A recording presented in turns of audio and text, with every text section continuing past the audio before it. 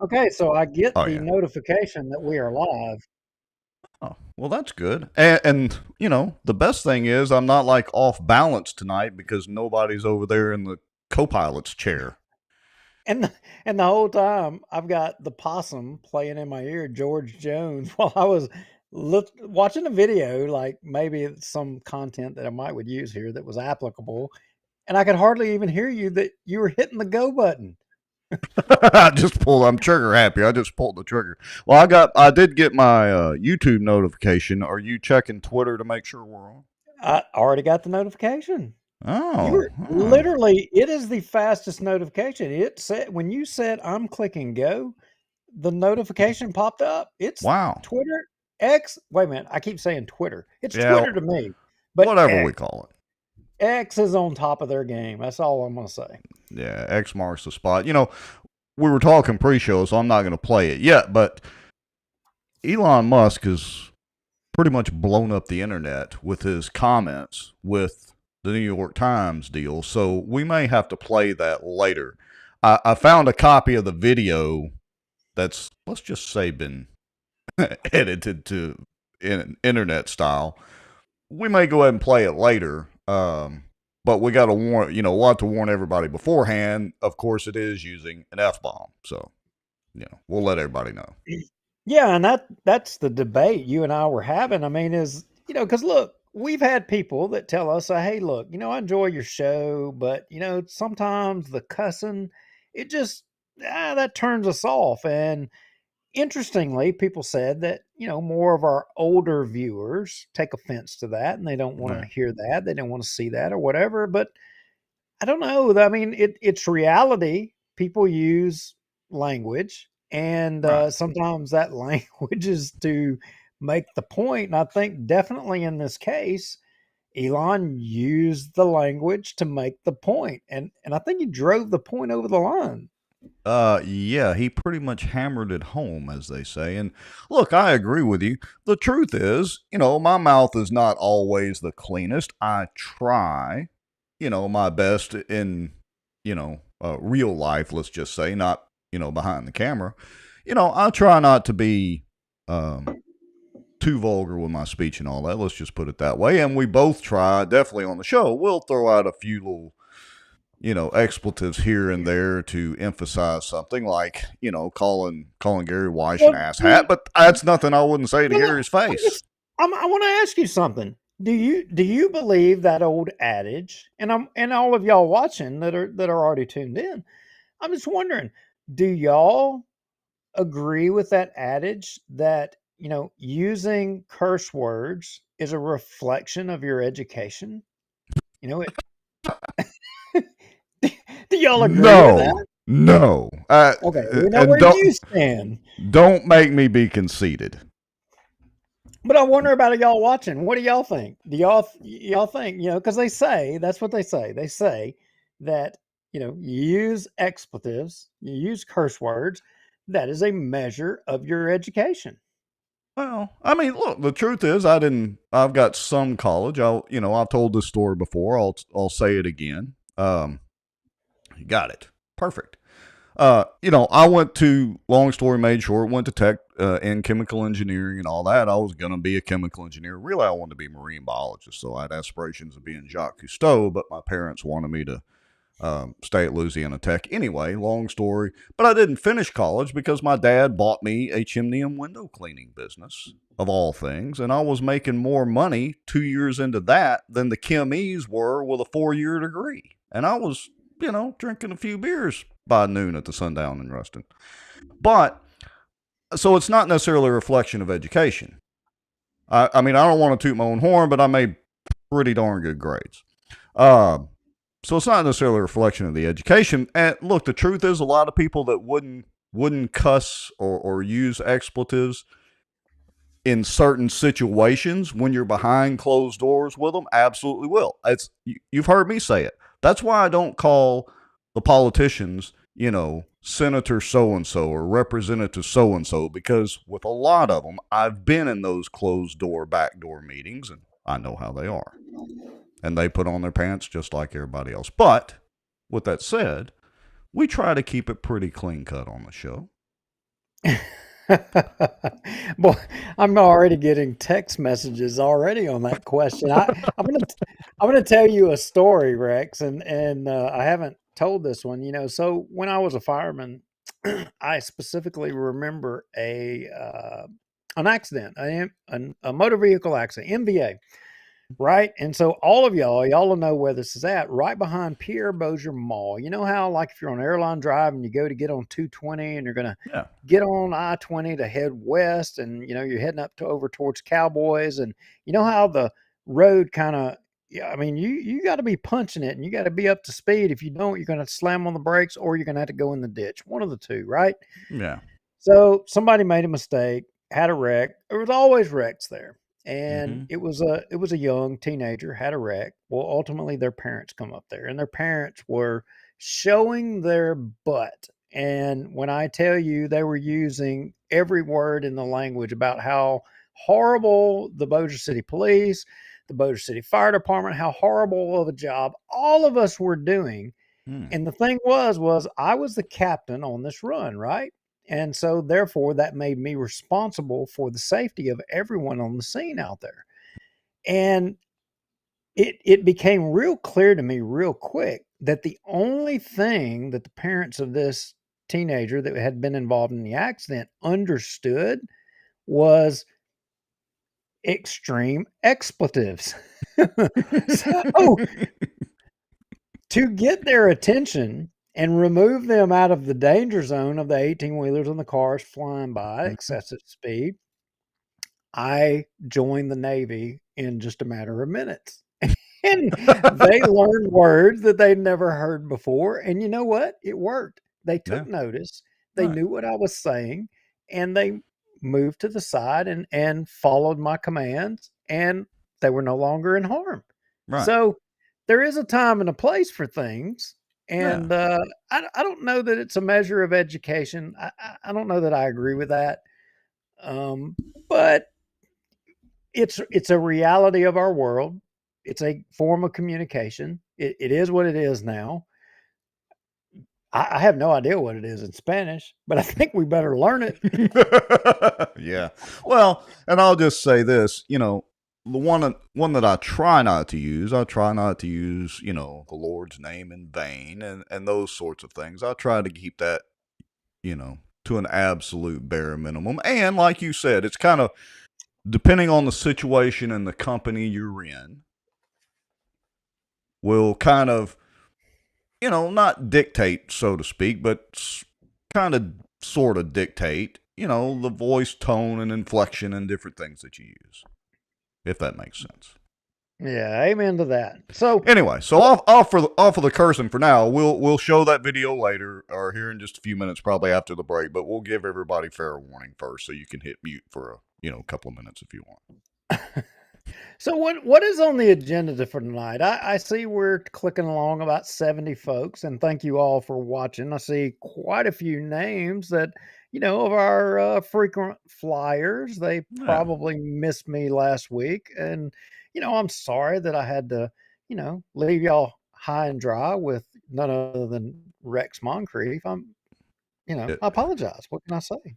well, it was a stretch because I was That in. sounded that sounded pretty arrogant, didn't it? Well, no, actually, it's true because I was trying. It was a slow political news week, and I was kind of in the fishing thought zone anyway, and so I was like, "What am I going to talk about tonight?"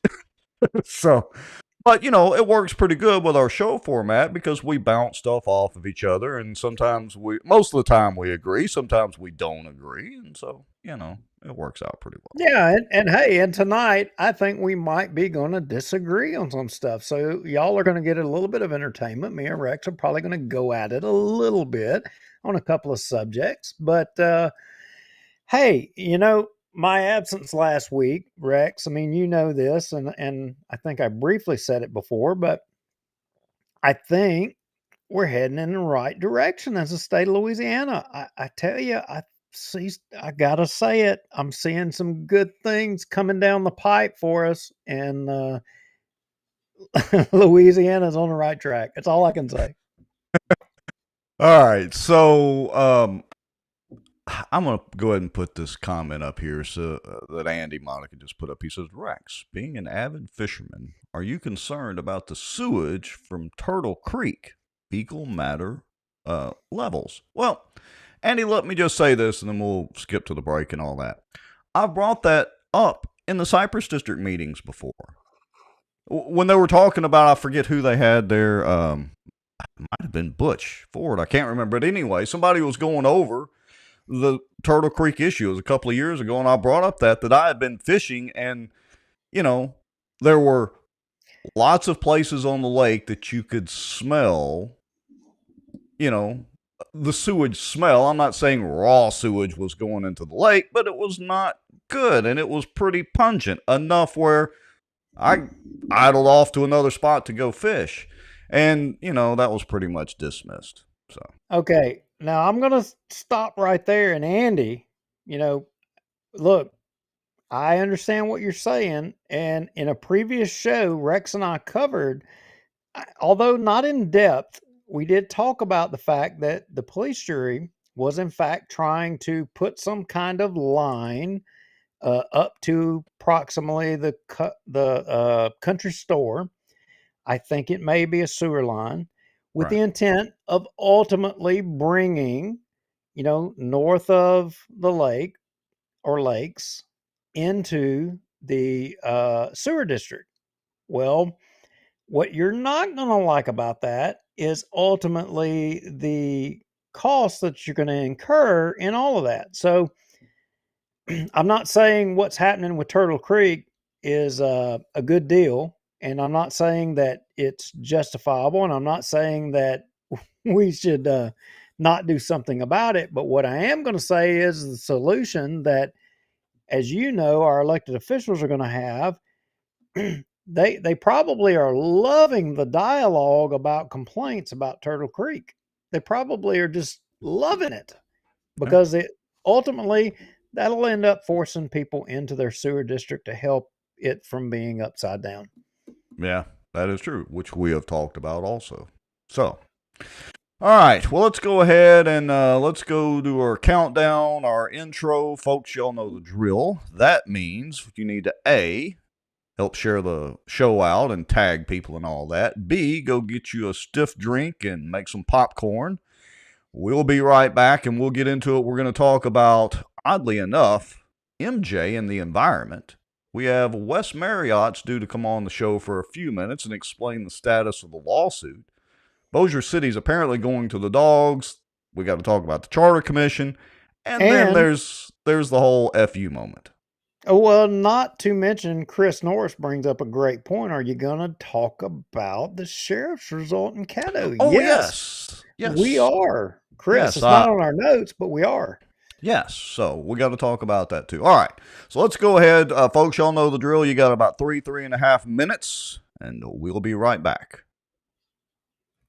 If folks knew a lot of the back office on the politicians that they think walk on water, they would be shocked. You know, there's an old wound from a knife in my back that just is giving me heck lately, and it's just really irritating, so I have to kind of wiggle around a little bit.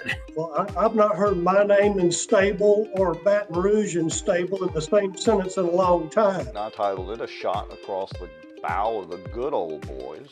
Just, you know, they feel helpless, they don't feel heard, they have nowhere to turn. Some Republicans as well believe that government has the answers. And let me tell y'all something.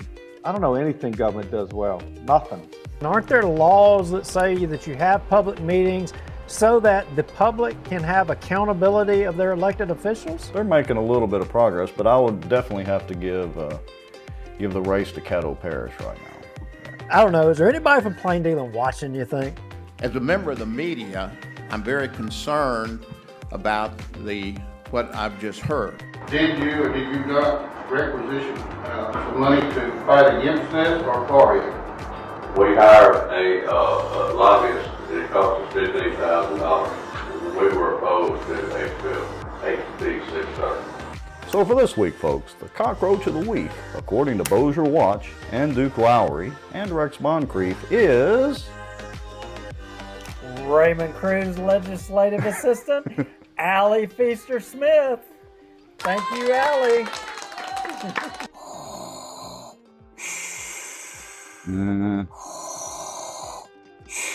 Well, I'm not thinking Star Wars at all. I'm thinking zombie apocalypse. No way it was not David. You know it wasn't David Montgomery. David ain't gonna jump off in there with Chris. He ain't gonna do it. He'd soon spit on him as he would even look at him. Man, this is a Mickey D's Krispy Kreme week. Didn't you know? Who's paying y'all? And if you're driving on the roads, are you safe? It's on the road, yeah. Well, I know you're on the road, but I mean, is this all folks coming from the border down there? Yeah, it's going to border. It's actually going to Mexico and buses. Doesn't mean they interpret it the same way that I do. For instance, the Second Amendment. I take it very literally. That's been interpreted different ways in the court system all the way up to SCOTUS. Yeah, that's only going to cause more division that he claims he doesn't want to cause.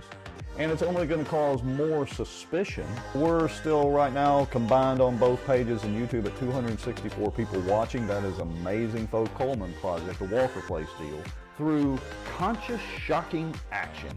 The purpose of their actions was to stop plaintiffs, being the Earl Coleman and associated groups and all, from developing Walker Place. But here's the key thing, which in turn would enrich sitting city council members Scott Irwin and David Montgomery Jr. You hit the button. Does that mean that people are seeing us sitting here talking and chatting? In theory, it's an every week thing. We got to double check and make sure it's like a miracle any of this actually works. This Bossier Watch live broadcast is brought to you by the Outdoor News, fishing and outdoors for our area. Acadiana Mortgage, over 25 years in the mortgage business. Pelican Training and Consulting. Reach out to Julie Ferris. Transact Card. Unleash the power of your spending with Z-Bucks. Contact Renee Hall. Smarter Geek. Making technology easier. And folks sharing information and watching out for Bossier. Now, grab your popcorn and a drink. Here we go. Yeah. Well, that sounds like a plan, Mr. Environment. I got it.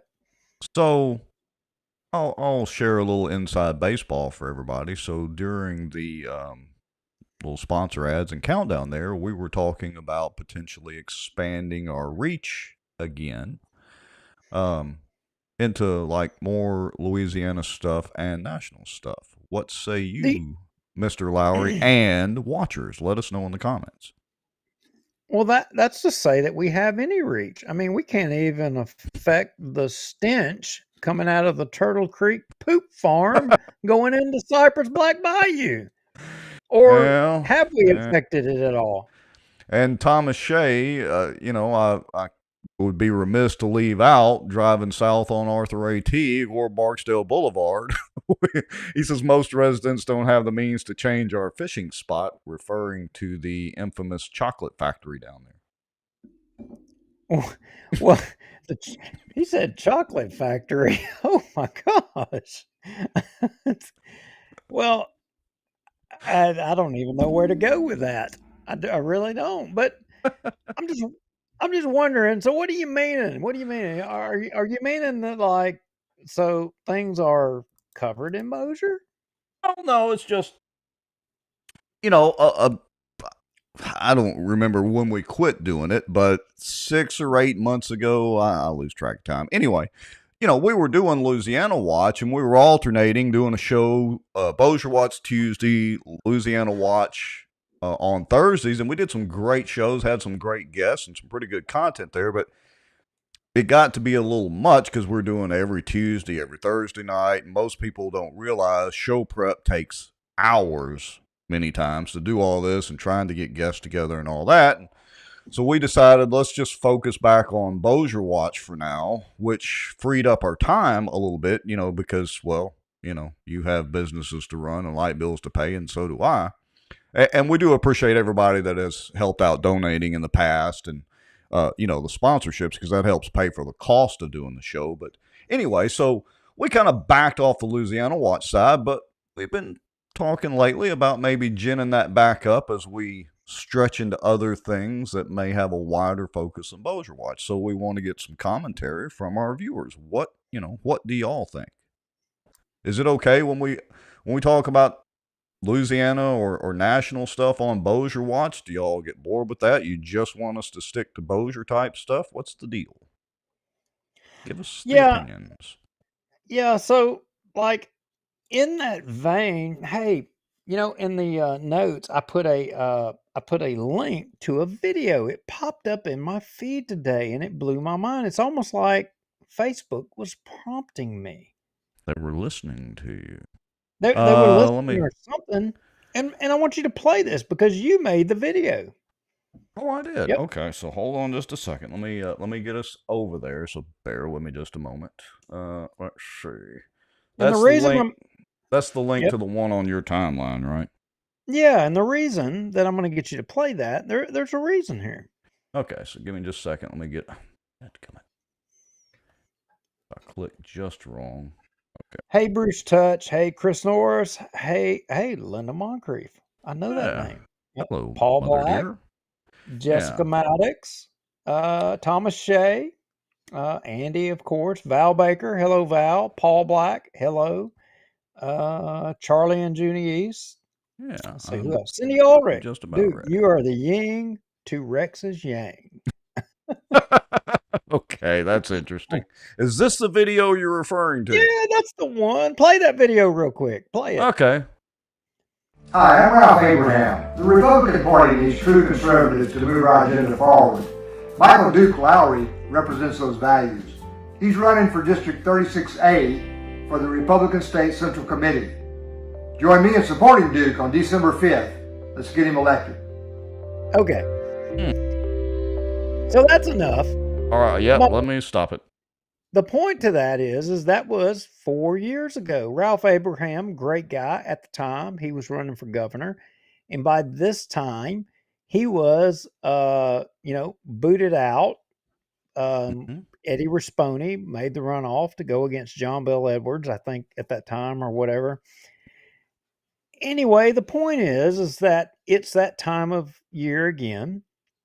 And if there's people out there that are interested in serving, if you're interested in being involved in, Republican or conservative politics, I can tell you everything you want to know about that. And if you're a Democrat or a moderate and you want to be involved in Democrat politics, I can direct you to Lee Jeter and who to talk to get involved there. So in that vein, I mean, thank you, Facebook, for, populating this in my feed to remind me to say to people that if you have a heart to serve and you want to get involved and you want to try to move the needle, regardless of which side of the equation you're on, hey, reach out to me. I'll direct you either way. I'll tell you what to do. Yeah, and speaking of Lee Jeter, and because like you said, we welcome all points of view on the show. If you're not a Republican, you're not a conservative, that's fine too. We appreciate the comments, even if you don't agree with us. But speaking of something that's kind of multi-party, cross-platform, so to speak, the term limits. This isn't in the notes at all, but has anything happened recently? Because we've had several people ask, has anything happened recently on the term limits front? No, there's nothing really up to date to say. Now, here in January, the court case regarding the term limits petition that we affected last year, that will be heard in district court in Benton. And the current, second petition, going on now. It's still going on. It's going to be slow going this time on that one, a lot slower than the last one. And the reason being is we're in the winter. The afternoons, the daylight is shorter. You don't have as much time to hit the doors, knocking on doors, talking to people without people being like, holy crap, you're at my door at the middle of the night. So, you got to be conscious of that. So the second petition, this one here, is going to take quite a bit longer. It's not going to be like before, but as kind of winter drags on and we start hitting the spring, you can expect that is going to get ramped up and speed up quite a bit more. In addition to that, you've got what the Bossier City Council, not all of them, but a majority of them are trying to do with uh, the group they're putting together. They talked Oh, about the it Charter today. Commission? The Charter Commission, yeah, there you Charter go. See, Commission, I'm yeah. getting old. I'm showing my age. It's a yin and yang thing to, refer to the comment earlier. Yeah, the Charter Commission is a ploy to try to undermine the term limits thing. The term limits effort basically exposed the lack of Bossier City elected officials doing their due diligence and doing their job, and that we were going to do it for them. And so we basically squeezed them into this box to where they had to do something. And so therefore they're going to do a charter commission, and they pick a bunch of people who are going to thumb their nose at what the people want. That's the story. Period. Well, imagine that. So, all right, I just sent our guest a text to see if he was about ready. I don't see him in the comments, but maybe I missed. But anyway, I figured this was a pretty good time, since we're talking about charter commission, city council, and all that we get Mr. Marriott on. If he'll paging Mr. Marriott. Well, Get hey, him to come on. a real quick one, if you'll drop down past the hats to the next subject matter. I got another link in there. Hey, are you about to get? Do you feel like you're about to get? You feeling like your lungs are kind of struggling a little bit, Rex? My lungs are struggling. Well, my neighbors did light their chimney tonight. Well, no, I'm just wondering how many of y'all out there are you feeling like you may potentially going to be coming down with not that one. Keep going. Oh, With pneumonia. Oh, the white lung. Yeah, don't let me. Yeah, I mean, AKA the white lung. How many of you have heard about the white lung thing? I don't think I've seen this one yet. This could be interesting. I love playing unknown videos and hoping that Facebook does not cut us off. Yeah, see, you get started on the notes early and I get started late and you miss the boat. So Yeah. the big thing going on across the country is that, hey, there's this new strain of pneumonia going around, and they're naming it white lung. White lung. Is that like White Snake from the 80s? I don't think it's like White Snake from the 80s, but so all of y'all okay, see, here, we make a habit of trying to alienate people that watch our show. We don't really try. It just can't help it sometimes. Maybe it's just me, but all you people that see, all you people, I'm trying to change, guys. You can't say that these days. I'm trying to recognize the fault in my language here. I'm not cussing, but I recognize there's fault, but because I'm saying you people, and I'm talking about you people who are all like had to run out and get the jab, right? You're going to force me to resort to Elon's tactics of telling everybody to go blankety blank themselves if they try to cancel us. Don't do that, Duke. Don't do that. We'll drop from 80 people watching right now down to 20 people. But you people who like demanding that all of us go out there and get the jab, that we were, evil and affecting society. Well, there's a lawsuit, and they're alleging that the newest, latest, greatest variant of that thing that we shut down the economy, we destroyed our country, demanded everybody go and get the jab. They're calling it white lung, right?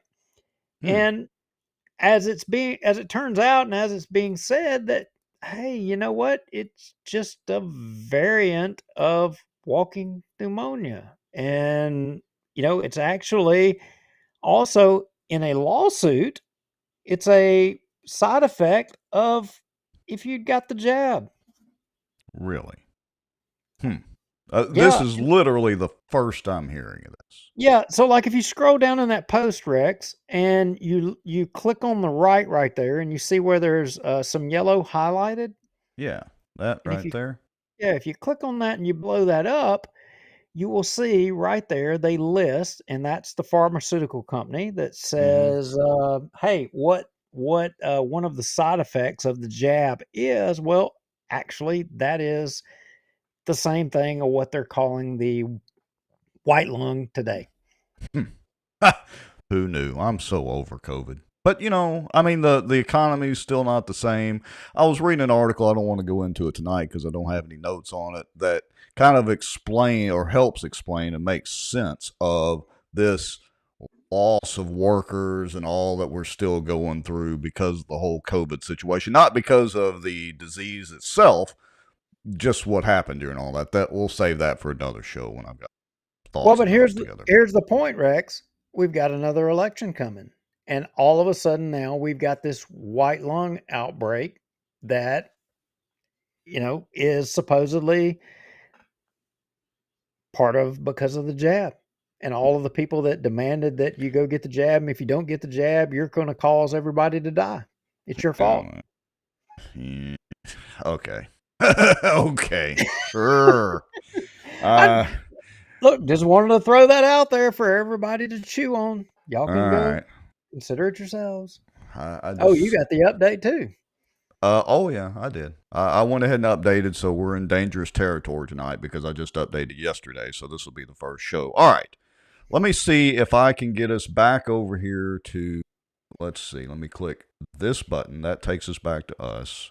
Let me go into preview here. Let me make sure our guest will be there. Let me hit publish and back to live mode. And lo and behold, it's Wes Marriott. Can you hear us, how are you doing, Wes? guys? Can you hear me? Oh, yeah. Hear you loud and clear. Perfect. So Wes, I got to ask, is that a Pareto board behind you? No, that's blinds. Oh, okay. It looks like a Pareto board. I'm like, good grief, this guy is so meticulous. He's got a Pareto board behind him. Holy crap. Well, here we are. Look like we just came in from outside, both wearing hats and all that, and he's suit and tie and Mr. Attention to Details. So anyway, good to have you on, Wes. Thanks for having me. I'm happy to be here. All right. So we're going to talk about in a minute, and I'll try to kind of get it ready as we're discussing, but it seems like you've been picking on the Bossier City Council. Is that a fair assessment? I would say, you could say picking, I say holding them accountable for their responsibilities.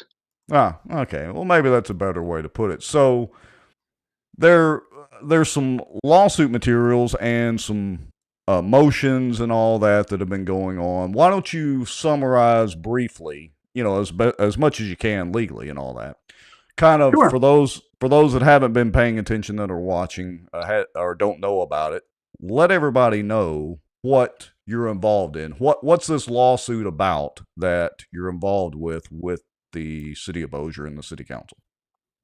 Sure. So a quick summary would be that I filed a suit in federal court to protect my First Amendment right to petition the government and to speak in front of the council without fear of retaliation or intimidation or being ejected and barred from speaking.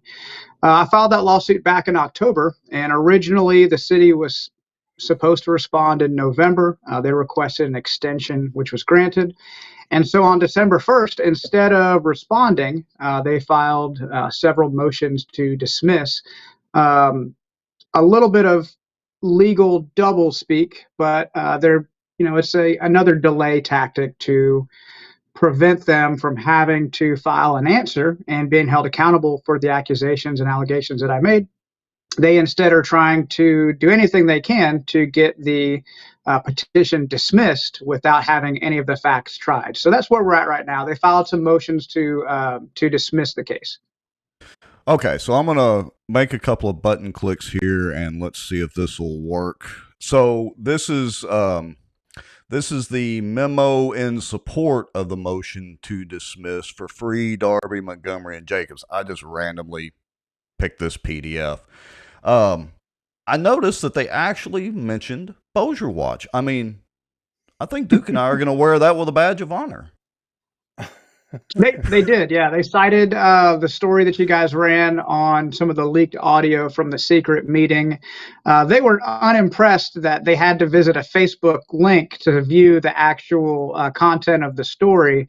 If we had cited some dinosaur media, as you guys call it, they wouldn't have had any problem with that. But working in the 21st century was a bit of a headache for them, and they cited their issues with using social media and current media. as a media source. But I don't think that'll be an issue. Well, I just got to tell you, I'm so glad because I know Duke shares my excitement that they actually refer to us as a local news outlet. Mr. Lowry, what say you?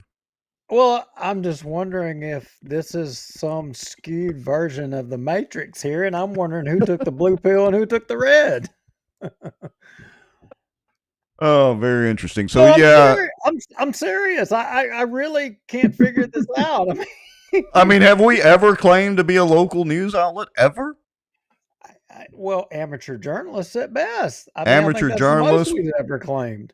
pundits, opinionated people who call people curse words. I mean, there's all sorts of things you can call us, but local news outlet, I don't think is one of them. What do you think, Wes?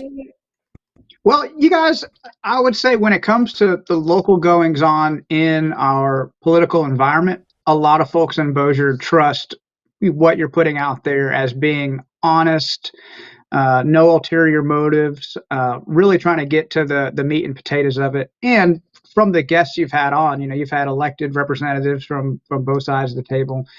You've had folks who take your show seriously. So I think that lends some credibility to you guys, as reluctantly as you may want to be about it. You guys are a local news source, 100%. I am absolutely turning that into a sound bite in a Facebook short or YouTube short or whatever. But anyway, go ahead, Duke. Sorry.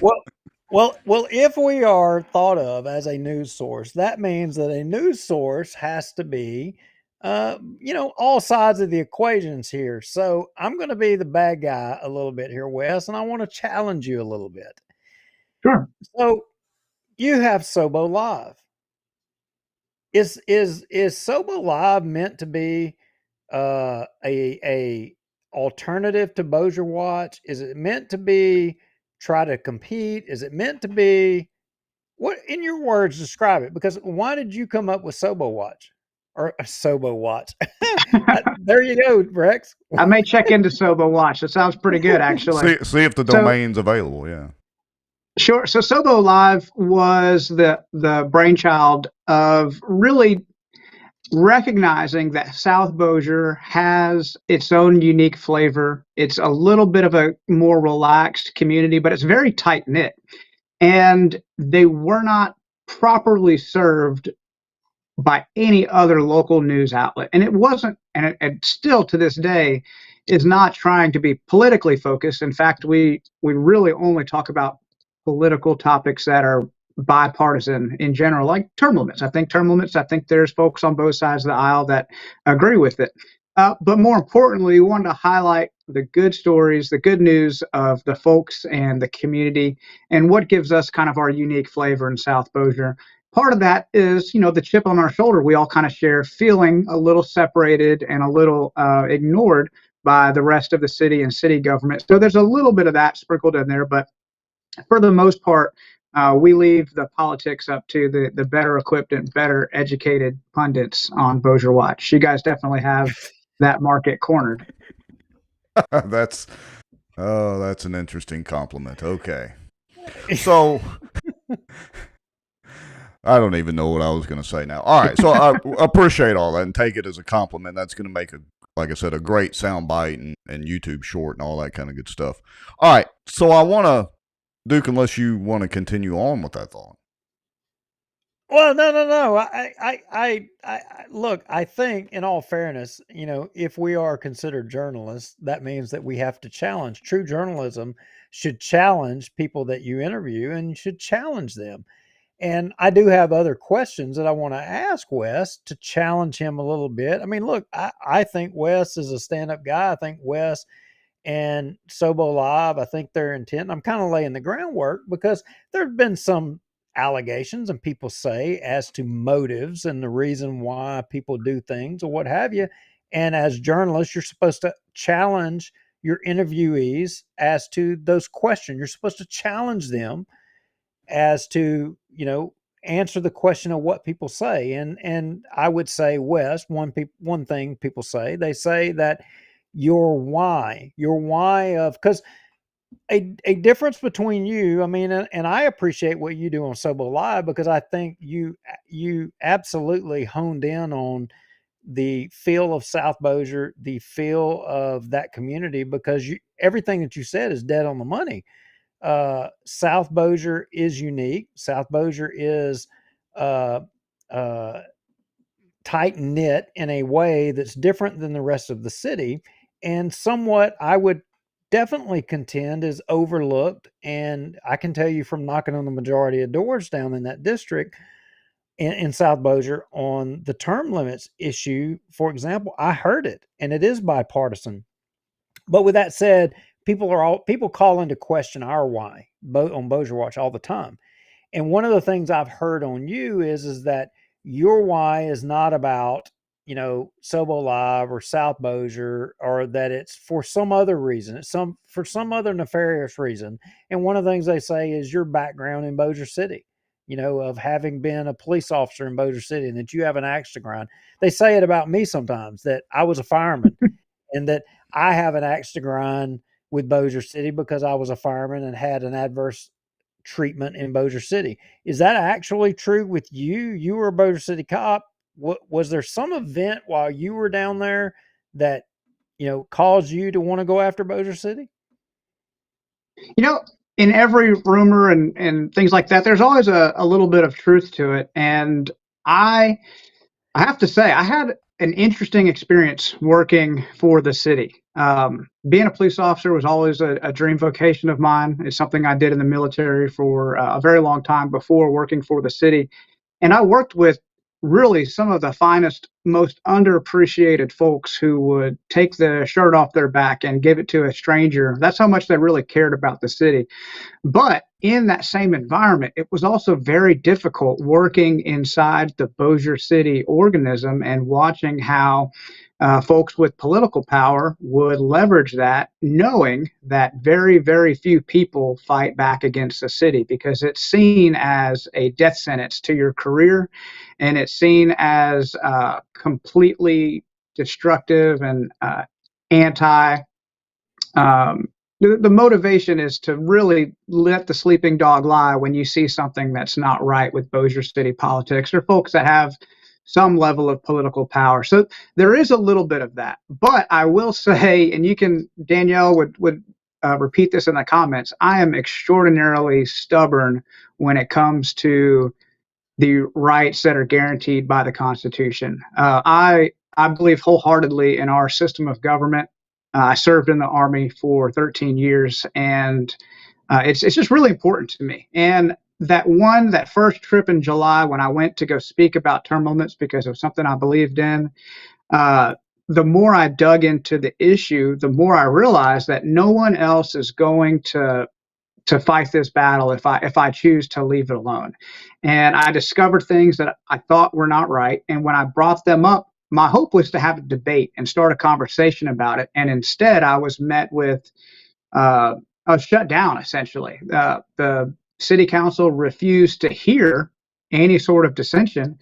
And I didn't think that was right. I think that if you're a government of the people and for the people, you should listen to the people when they bring up something that is so critically important to our system of government. So while I was not in love with the way Bossier City was run in the years back when I worked for the city, that wasn't my sole motivation. It really was that I felt they were handling the term limits petition improperly, and then I felt they were squelching my constitutional right to talk about it versus actually having debate on the subject. So part of me is, like I said, I'm just stubborn. I'm just hard-headed when it comes to being told to leave it alone.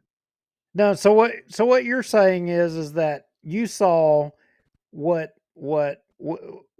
Colonel Crockett, myself, Shane Cheatham, a bunch of us were affecting the term limits petition, and we successfully got it, and then the actions of Bossier City, you're saying that was a motivating factor for you to, step to the forefront. Now, some people would contend, and I'm going to challenge the other side of it, what business is it of yours because you don't live in Bossier City, correct?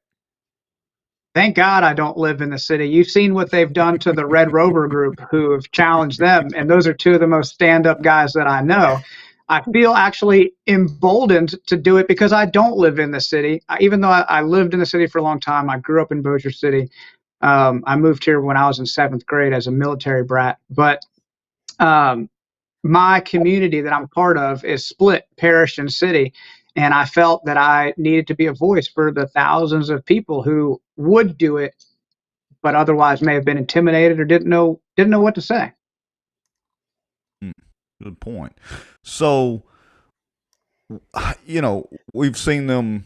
As a matter of fact, let's see, was it the last city council meeting? Not today, but I think the last one before that, when I'm pretty sure it was Queen David himself brought up the point or emphasized the point that Colonel Crockett needed to, move in the city and run for city council. I'm paraphrasing a little bit.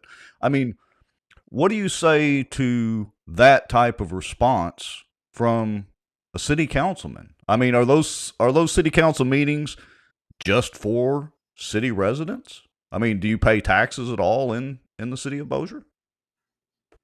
I found that comment to be insulting, not only to Colonel Crockett, who has, decades of service to his country and to the community, but to anybody who pays taxes or, pays for the report at the Bossier Commission or even the folks out in the parish. Bossier City appoints officials to boards that are taxing authorities that affect far greater than just the footprint of Bossier City itself. And for Mr. Montgomery to state that only councilmen have the authority or the knowledge to talk about these things was highly offensive when Colonel Crockett has a master's in administration. He was, a high-ranking military officer in one of the best logistical military on the face of the earth. Maybe his comments possibly are valid and important and should be considered. He shouldn't have to move to the city to run for elected position to have his voice considered. You should just say, thank you, Colonel Crockett, for caring so much to step beyond the physical footprint of the municipality and sharing some of your insight. So yeah, I thought that comment was way out of line.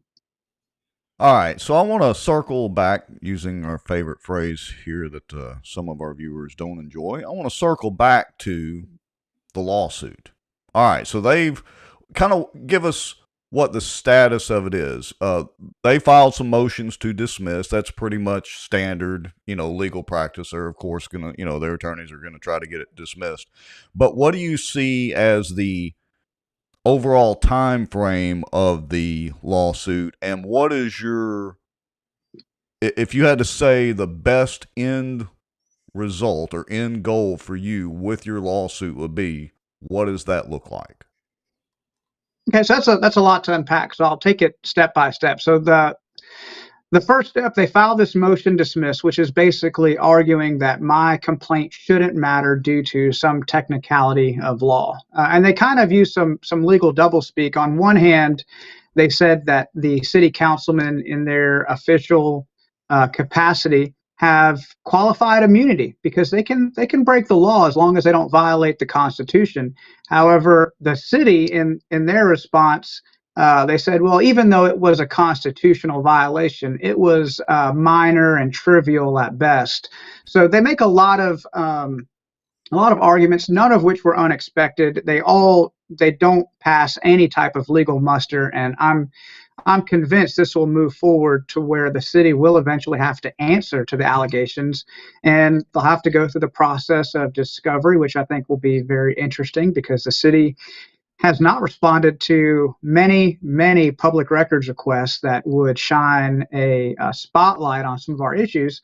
And the discovery process is going to really open up our case and show how deep some of these secret meetings and these violations of the open meeting laws, how long they've gone on, and just kind of prove once and for all that this is what's happening and things are being decided outside the purview of public accountability.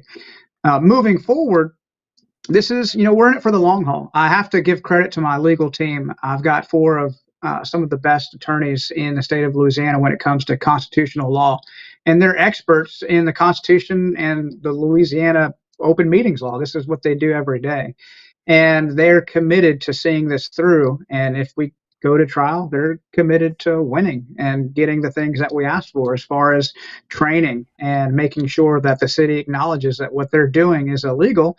And the the injunction that was part of this process is going to prevent them from breaking the law in the future, because the federal government is going to step in and say, hey, we're watching. You can't do this. Well, I've got two things. I've listened to you, and I got two things. Again, I'm wearing the hat of challenging you tonight. So, two things. One, you know, so the first part, you don't live in the city. Do you have standing? Yeah, absolutely. So there's no rule under Louisiana law or city ordinance that states you have to be a member or a citizen with a Bossier City address to speak in front of the council. However, Louisiana law and several important, you might call them amendments to the Constitution, do protect any individual's ability to petition their government for redress of grievances. And that's something that the city has specifically and unconstitutionally denied by stating, hey, if you say anything that we deem to be impertinent, you're going to be removed and you can't come back ever until we say you can. And that's just wrong. Well, yeah, and Yeah. I mean, who gets to determine that? Who gets to determine in their deal boisterous remarks? Who gets to determine if you're boisterous or not? That's very subjective. Well, Right. you The know, only restrictions on First Amendment protected activity are time, place, and manner. They can say what time you can speak, how long you can speak, where you can speak from, but they can't say, this content is allowed or this content is not allowed. Courts across the United States have struck that down and said, hey, you cannot make content-based restrictions. So when they say, hey, you can't talk about Councilman Montgomery or you can't talk about this issue, that's entirely unconstitutional. all right, Well, I'm gonna well, hold us well, 1 second, Duke. So let me switch okay. screens and then I'll let you go ahead. So let me just introduce what this is and then we'll talk about it when Duke's finished. I'm going to switch screens back to this memo in support of the motions to dismiss. All right. Sorry, Duke. Go ahead. Well, what I was going to go back to is I was going to go back to, Wes's why. Um, you know, like Rex and I, for example, we were talking pre-show. We have a public information request to Bossier City that I think it's going on probably 3 months. It's a request that we made probably 3 months ago. We've not even gotten a response from them. We have submitted a follow-up request to them that, hey, we think you overlooked our request. We haven't even gotten a response to that. And we think it's the subject matter to which we requested. So, or, that it's that they just don't want to respond to it, or that it's that maybe they know that Rex and I, they're not going to file a lawsuit. We'll just thumb our nose at them. They're those guys. They just want to do a show and do a story. They're not going to file a lawsuit and go any further with it. But hey, this guy Wes Marriott down there with Sobo Live, if he files a request, you know what? He is going to file a lawsuit, which comes back to the question of the why, which I've heard is that he's in it to try to make money. Is that accurate? Are you in this to try to make money? Because they don't view us as being in it to try to make money, but is Wes Marriott and Sobo Live in it to try to make money? That's a very difficult question to answer without sounding disingenuous or no, I'm not in this in any means to make money. However, there's only one way in the United States for anybody to right a wrong, and that is to make them pay. When the 18-wheeler runs over, your dog or crashes into your house, you don't ask for an apology from the trucking company, you make them pay. When, your kid gets sick because the doctor ordered the wrong medicine because they were negligent in their duties, you don't ask for an apology, you make them pay. And ultimately, our society gauges how severe an incident is by the amount of the penalty. Now, I can tell you, I'd be more than happy with nominal damages, and I think the Supreme Court kind of frowns on that. And that's where you say, okay, you're wrong, but we only want $1 in damages, because people seem to think that those cases are less important as to the severity of the constitutional implications. I'm going to leave the damages and everything up to my legal team. It does cost a lot of money to ask for attorneys to take on this case against a municipality as powerful as Bossier City. And I hope that they are well compensated for the work that they're doing. I wouldn't ask anybody to do this kind of work for free. But as far as the let me interrupt you. But when we're taking on government, politicians don't care. It's the taxpayers' dollars. They could care less, right? I agree with you, but the taxpayers ultimately control who gets elected in the next cycle. And so if they see that their elected officials are negligent in their constitutional duties and they're costing the taxpayers a lot of money, maybe they don't get elected in the next round of campaigns, or whoever they support. And so all the money that they've been raising as these incumbents over these years becomes less effective because the court of public opinion has said, hey, we don't want any more of that. But wouldn't you agree maybe a resolution to that issue or question? For me, it's a question. For a lot of people, they've not figured out that it's a question yet. But maybe a resolution is that legislatively we make some politicians, because you can't tell me that some politicians, they don't know that little gray area in the law, that maybe there is a consequence monetarily to them individually, because right now there's no monetary consequence to them. It ends up making full circle back to the taxpayer. But if you're going to run for office and you're going to make a decision that is not right, but that ultimately, if you were to be on the wrong side of, let's say, a lawsuit, that it's not going to come out of your pocket, there's going to be no consequence to you. Maybe there should be a consequence. Should we not seek legislative change? I agree 100%. And that's why some of the gentlemen involved are being sued, not only in their official capacities as an elected representative, but also in their individual capacity as somebody who is infringing upon the First Amendment rights of others under color of law. So they're, as a private person, using the law to interject and infringe on someone else's rights. And so our hope is that by holding them accountable personally, it's not just the taxpayers on the hook here. It's going to be the individuals who are doing what's not right. Well, and you don't have to answer this, Wes, but as our good friend Michael Ferris pointed out, when an elected official reneged on an agreement that was contractually stipulated, UL Coleman made them pay. In this case, you may have to make them pay a lot more. So anyway, you don't have to comment on it.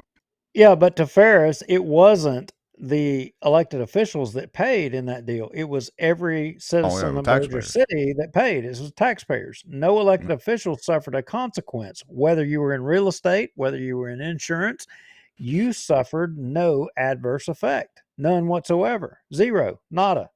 Well, and look, I think I'm sorry, go ahead.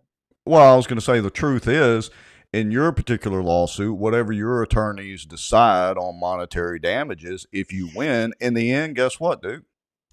We're all paying for it anyway. And that's no slight on you, Wes, for filing the lawsuit, because I think that you're justified in it. But in the end, right, we're all the law paying limits the recourse and the methods of obtaining those recourses. So obviously, we're going to pursue that to the full extent as possible. But one thing I don't plan on doing, and I probably would be advised not to say this, but I don't care. I wouldn't settle and then agree to keep the settlement secret. I think it's important for people to know the truth, whether we win or lose, that the case is tried on the merits and that the facts come out. And I think that's something that we missed out in the UL Coleman litigation. We didn't get to find out what really happened. The facts weren't tried in the court of public opinion. I think win or lose, I want everything to come out. I don't want a secret settlement and hush money. I want people to know what's really going on and let that affect, what they decide in the future when they go to the polls. Well, good for you. And that's a good segue. Speaking of facts, so what I've got pulled up on the screen right now, and I'll let you commentate as much or as little as you feel appropriate for this, but it says here that the alleged meeting, talking about the secret meeting of which Bossier Watch, Duke and I released the audio of, the alleged meeting of 2 council members and the city clerk does not equate the convening of a 4-member required quorum. But we also have another document here that is a memo or a letter to the Attorney General from Charles Jacobs that says, and I quote, "The 4 members who were present were Jeffrey Darby, Don Williams, David Montgomery, and Vince Maggio." They're referring to the same meeting. So which is it? Speaking of lies and telling the truth and letting the truth come out, I mean, can they not get their story straight? And I think this really calls their credibility into question on the filing, their motion to dismiss. Like I said, they're throwing every legal technicality that they can, and they referenced actually the Bossier Watch video, and that is the citation for the claim that there was only 2 councilmen in the room because you guys only identified 2 in your subtitles, and so they said, hey, according to this credible media outlet, there was only 2 people plus Phyllis in the room. So obviously no quorum could be had and no illegal meeting could have occurred. Although had they just read our filing, they would see that we did claim that there was a quorum. And again, City Attorney Charles Jacobs admitted in his letter to the Attorney General that there were 4 members in the room. So again, it's legal doublespeak. It's saying anything they can to get out of it. You're saying that they're quoting the self-identified amateur journalists as identifying 2 voices as being the fact that there's only 2 people or 3 in the room? Yep, 100%. I read through it and I said, well, that is that. And here's the thing. They're very good at stating what is actually true while misstating the facts around it, because Bossier Watch did put in the subtitles Councilman Darby, Councilman Montgomery, but that's not what we said.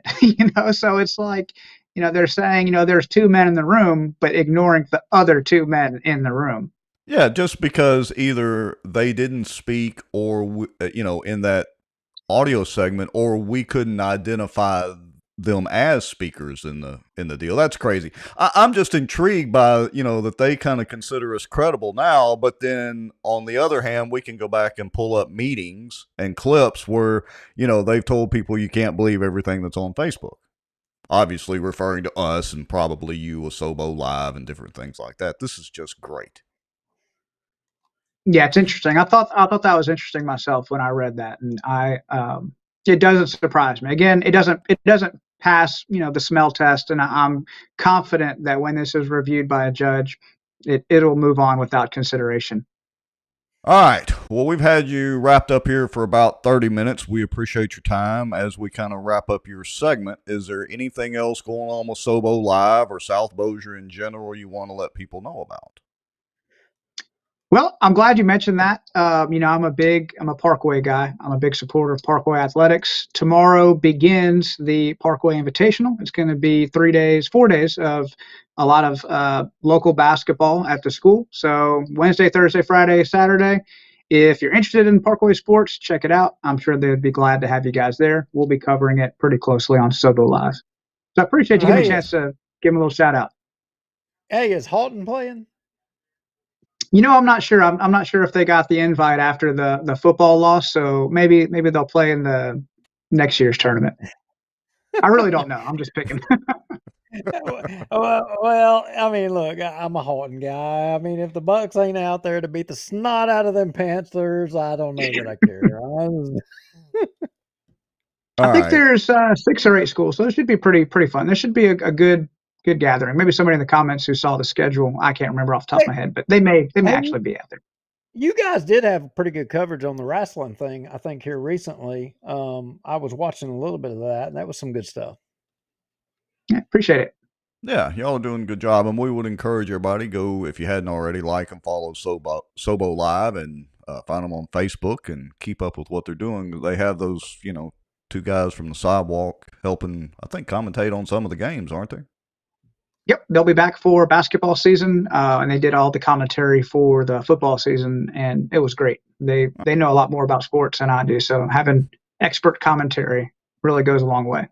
All right. Well, anytime you need to come back on, if you want to, get the word out there and we can help you out, just let us know. Thanks, guys. I really appreciate your time. All right. Thanks, All right, Wes. Wes, thanks. Well, that was interesting, as usual. As usual. Yeah. That's the first time. That's the first time the Sobo Live guy's been on our show. We ain't even had one of the Sobo Live guys. But every time he says something in public, it's interesting. I said Sobo Live guy. I like twisting my words up here. I mean the sidewalk guys. I mean, the hookers on the sidewalk down there, right? I mean, we've been trying to get one of those hookers to come on the show. Wait a minute, no, he did come on the show because he was running for political office. Yeah, we've had him on. Yeah, he's on the police street. We gotta go. We gotta squeeze him. We gotta folks, squeeze him. You never know what you're gonna get on this show. We're potentially gonna throw an F-bomb out here tonight. I mean, we've even edged close to the N word, and now we're talking about hookers on the sidewalk in South Bossier. I mean, I said hooker. That's not a cuss word. Well, no, it's not. I mean, that was a respected profession back in the 1800s. Well, I guess it still is in Las Vegas or wherever it's legal. I don't know. I wouldn't know about that, but I'm just saying. All right. So, boy, we've got a lot to go because we've really, out of our deals, only covered West. We got to cover shall we go to the Charter Commission, the dogs, or shall we talk about Mike Johnson, the environmentalist? Well, everybody seems to be in the comment. I see a bunch of stuff about CVS. Yeah, people must be wondering, my wife, of course, what happened at the CVS. Well, apparently, I don't know. It was a dope deal gone wrong, and the DEA decided. Hey, look, I said in the comments to sharing that out earlier, y'all know as much as we do about that. We didn't know about any drug deal going down before it went down. I should imagine the DEA tries to keep kind of tight-lipped about those sort of things. Yeah, I mean, how would we know? I mean, I don't even use that CVS. I don't know. I don't either. I mean, wait a minute, that's on Barksdale Boulevard. Is that a Sobo thing? Maybe we should ask Wes. We need to get Wes back on. He's an ex-cop and from Sobo. We should have asked him. Look, I have a tough enough time as it is getting through Walgreens on Airline Drive, and much less worried about CVS and Sobo. But apparently, it was what the news say, arrested like 4 or 5 people or escorted them out of there and had the DEA come in and shut down the pharmacy or something. Yeah, I don't know. Maybe somebody will on our secret squirrel messenger send us some kind of backstory on what all was going down there by the time the show's over, and we can report. Otherwise, I say we go on to what about Red Rover? What about the Caddo Sheriff's race? There's a lot of people are interested on all that. I mean, that is breaking stuff. I mean, look, how many shows have we talked about election integrity? We even showed how to fake a mail ballot. We even did it. How to in full disclosure, we did not send it in. I want to make that clear for the legal eagles from Facebook and YouTube and the Twitter or Xverse out there. We did not mail the ballot in, and it was Duke that actually did it. I would just help facilitate it.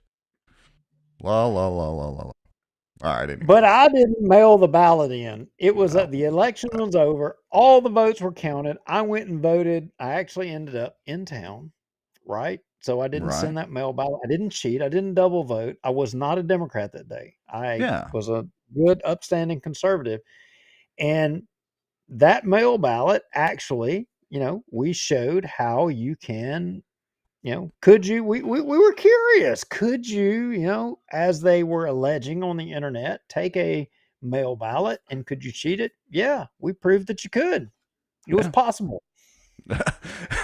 Speaking of mail ballots and cheating, this is very interesting. So if you hadn't read it yet, go to Sobo Live has shared it, or KTBS, probably KSLA's got it, I'm sure, too. Anyway, Wait a minute. Stop the presses. Uh-oh. I just got a message sent to me from one of our viewers live on this show. Really? Was it Yes. about the CVS drug deal gone bad? No, you're going to Oh, be blown away with this. Facebook is actually monitoring our show right now. So for all of y'all watching, what? you should know that Facebook is monitoring your comments as we speak and monitoring what we're saying, Rex, as we speak. In fact, let me read this to you. Okay, here we One go. of our viewers, and I'm not going to say who, one of our viewers just sent me a screenshot of Mhm. what they got from Facebook. And it says, your comment in Bossier Watch looks similar to content that we've removed for going against our community standards. You can delete it now to avoid potential account restrictions. I wonder if it was a legit Facebook message. That probably actually was a legit message. Well, look, they've throttled us back before. I would argue more for, using copyrighted content than anything else, but, Well, I'm look, blown away. well, I haven't look, seen anybody make any derogatory comments. I hadn't either. And the comments have been scrolling by, and we appreciate all of them. But let me put my tech guy hat on instead of the Bossier Watch hat right now. So we're literally broadcasting on their platform. Guess what that means? They can monitor all of the content. Wait a minute. It popped up Bruce Tutt. Facebook community standards originate in Turtle Creek. I think Andy Monica's got something to say about that. Yeah. I'm going to put this up there. We'll probably get our feed killed now. Go Trump. Vaccines are killing people. Letting everybody know, if Duke and I go dark, those comments are why y'all are slowly killing us on the Facebook or YouTube or Twitter platform. I think Twitter or X, Elon, is a little more forgiving of that. So if we go dark on Facebook and YouTube, everybody go over to Twitter, formerly known as X. No, X, formerly known as Twitter. Y'all just go over there because we're live over there. Hopefully they let Tucker Carlson say all kinds of stuff. Surely they'll let us stay live. Well, look, I think it's pretty good since Facebook is watching, since y'all are right now, since you're censoring, the commenters in our show. I'm wondering how many people, Rex, in our stream do we have watching via Facebook versus the other platforms? I mean, I'm seeing close to 100 people across all platforms, but what's the number on Facebook so we can subtract that? Because I know that we have more people on other platforms, and if Facebook wants to become irrelevant, then that's fine. Facebook can become irrelevant. Y'all censor away. Here's the deal. So let me check real quick. And interestingly enough, it's beginning to shift. So, for the longest time, we would have mostly Facebook watchers. So I'm going to hit play on this. Let me turn the volume. Yeah, it's about half and half right now. About half on Facebook. We got about 50 on Facebook. So that's about 50 between YouTube and Twitter. Honestly, there's not that many people that watch us live on Twitter, and we don't have any real way to monitor those stats in real time the way Twitter does it. But so let me say this. Originally, it was mostly Facebook centered. Then we started publishing simultaneously to Facebook and YouTube. And it still stayed really Facebook heavy. Like, we'd only have 2 or 3 people watch on YouTube. Interestingly, that's begun to shift, where it's about neck and neck right now as far as Facebook and YouTube. So we stream simultaneously to Facebook, YouTube, and Twitter. We do get, a couple of dozen on that. The podcast, we do get about 20 or 30 podcast listens per episode within about 24 to 36 hours after the show. But it's about half and half right now. It's running neck and neck with Facebook and YouTube.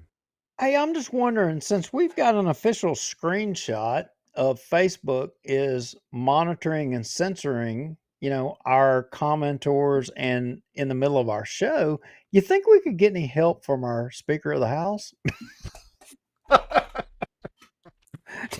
Right. You think we should report it to him? only if Trump gets elected president again, somehow we manage to stow away on Air Force One and get Mike Johnson on there so he can take another selfie on Air Force One with Trump.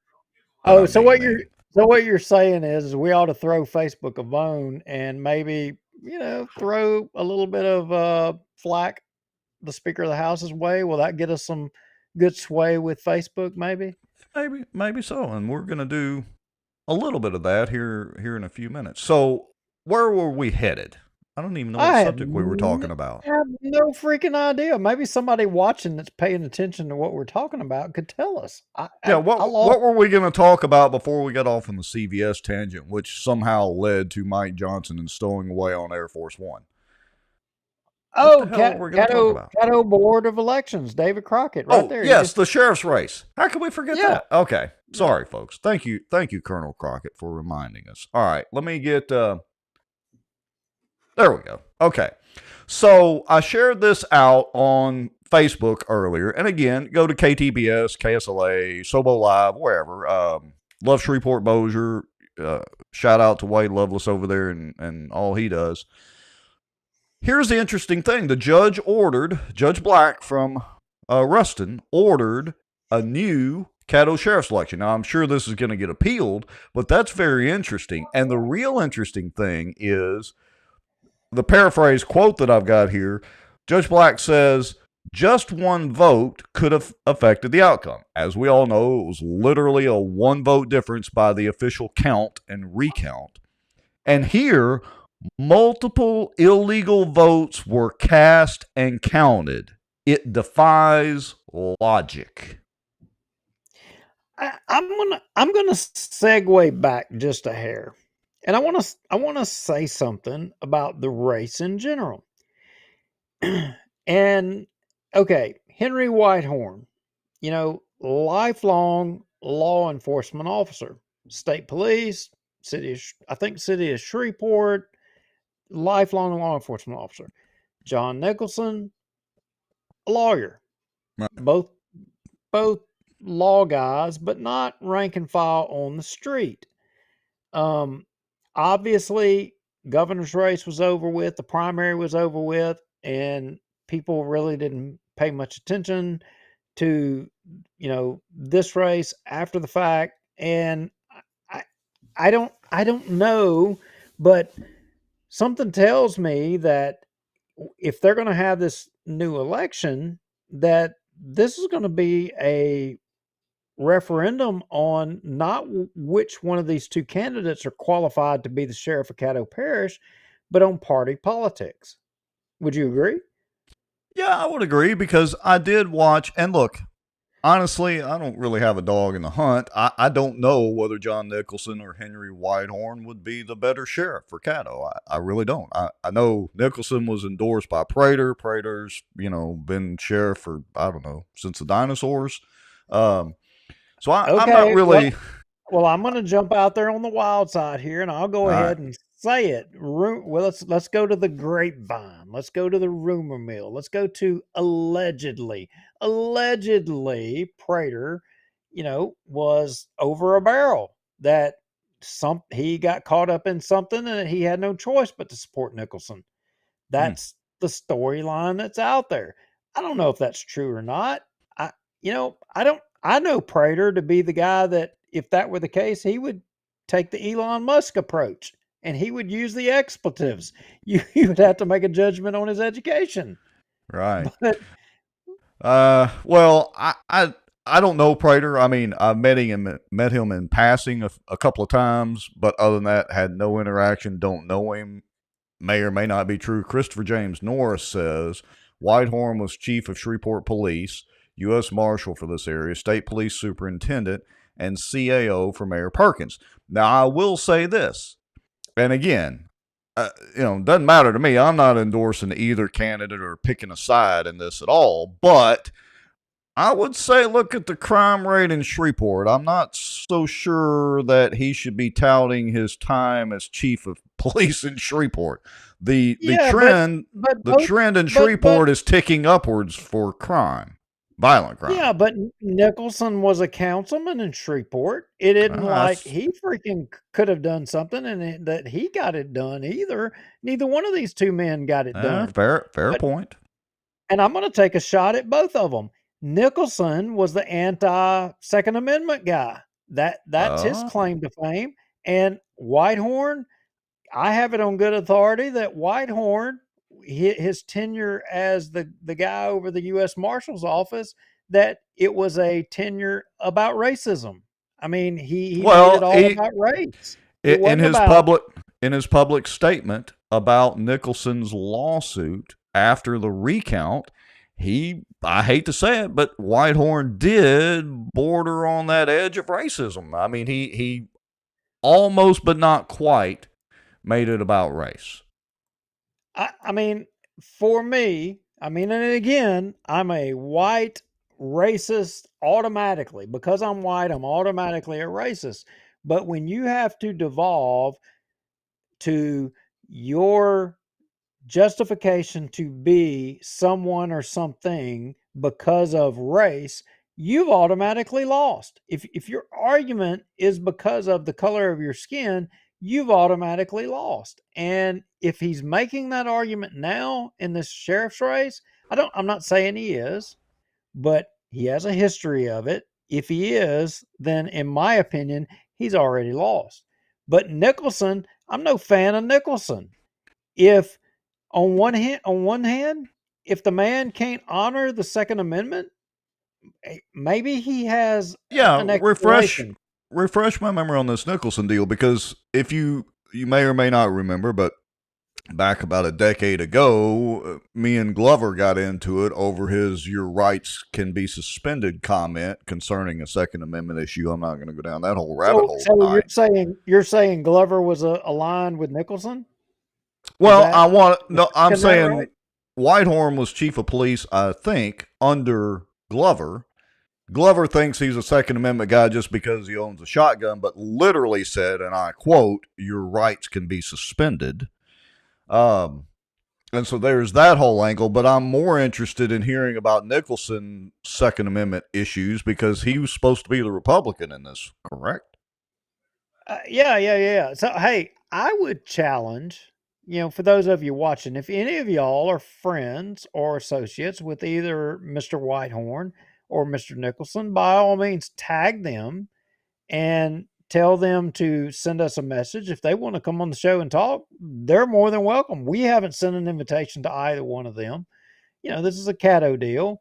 Right. Do I think it affects Bossier? Yeah, absolutely. I think it affects Bossier. Do I think it's an important race? Yeah, without a doubt. It's the most important race next to the next POTUS race. Right now, it is. I would love to have both men come on and address both of those issues. They obviously have a race coming up. Yeah, Whitehorn has appealed to the Second Circuit. I'm pretty confident that the Second Circuit is going to uphold this ad hoc judge that ruled on this case, calling for a new election. Would you agree to that, Rex? Oh, yeah, just based on, my scanning of the lawsuits and the responses or motions and all that sort of thing, there were too many questions or questionable votes and tabulations and things that were going on in this election for one vote to be able to decide the race or be the determining factor in it. And look, it brings up a good point. Even if this race, let's say that Whitehorn had received 50 or 100 more votes than Nicholson. Let's just say that he had. If there are a dozen or more that they can find relatively easy, how many more problems were there in that election? And let's expand that on out. I'm not a big tinfoil hat guy with the elections and all that, but I've always maintained that, yeah, there is a certain margin of error that goes on in tabulating this. It seems ridiculous to me because we literally live in the information and computer age right now. There's no reason that we can't tabulate these votes and have no discrepancies. But somehow we managed to always have that. So my question is, this is a prime example of absolutely there were issues in a race. Even if it wasn't just one vote that decided it. Okay. I'm going to ask y'all to tag Nancy Landry, your new Secretary of State, who during the campaign wouldn't respond to my emails, to my queries, to one, come on the show, to two, answer any questions. She wouldn't respond whatsoever. But I'm challenging you to tag her because she said, and quote, she said, like on Moon Griffon in interviews, that hey, our elections are great. There's no problems with our elections. We have, a method of audit. Okay, well, if you do have a method of audit, tell me what that method is to audit the machines. Newsflash, you can audit the machines. Right. That's bull You can. crap. But let me quote her for what she actually said. She said, "We have this process called risk limiting audits." Well, just so all of you know, a risk limiting audit, when an elected official says to you, "We have a method to validate the election. We have this process called a risk limiting audit." And that's where they say, "Okay, we will take like 0.5% of the votes cast, and we will audit them to ensure that they match up to what was tabulated and to what the vote count was." That's not reflective of everything.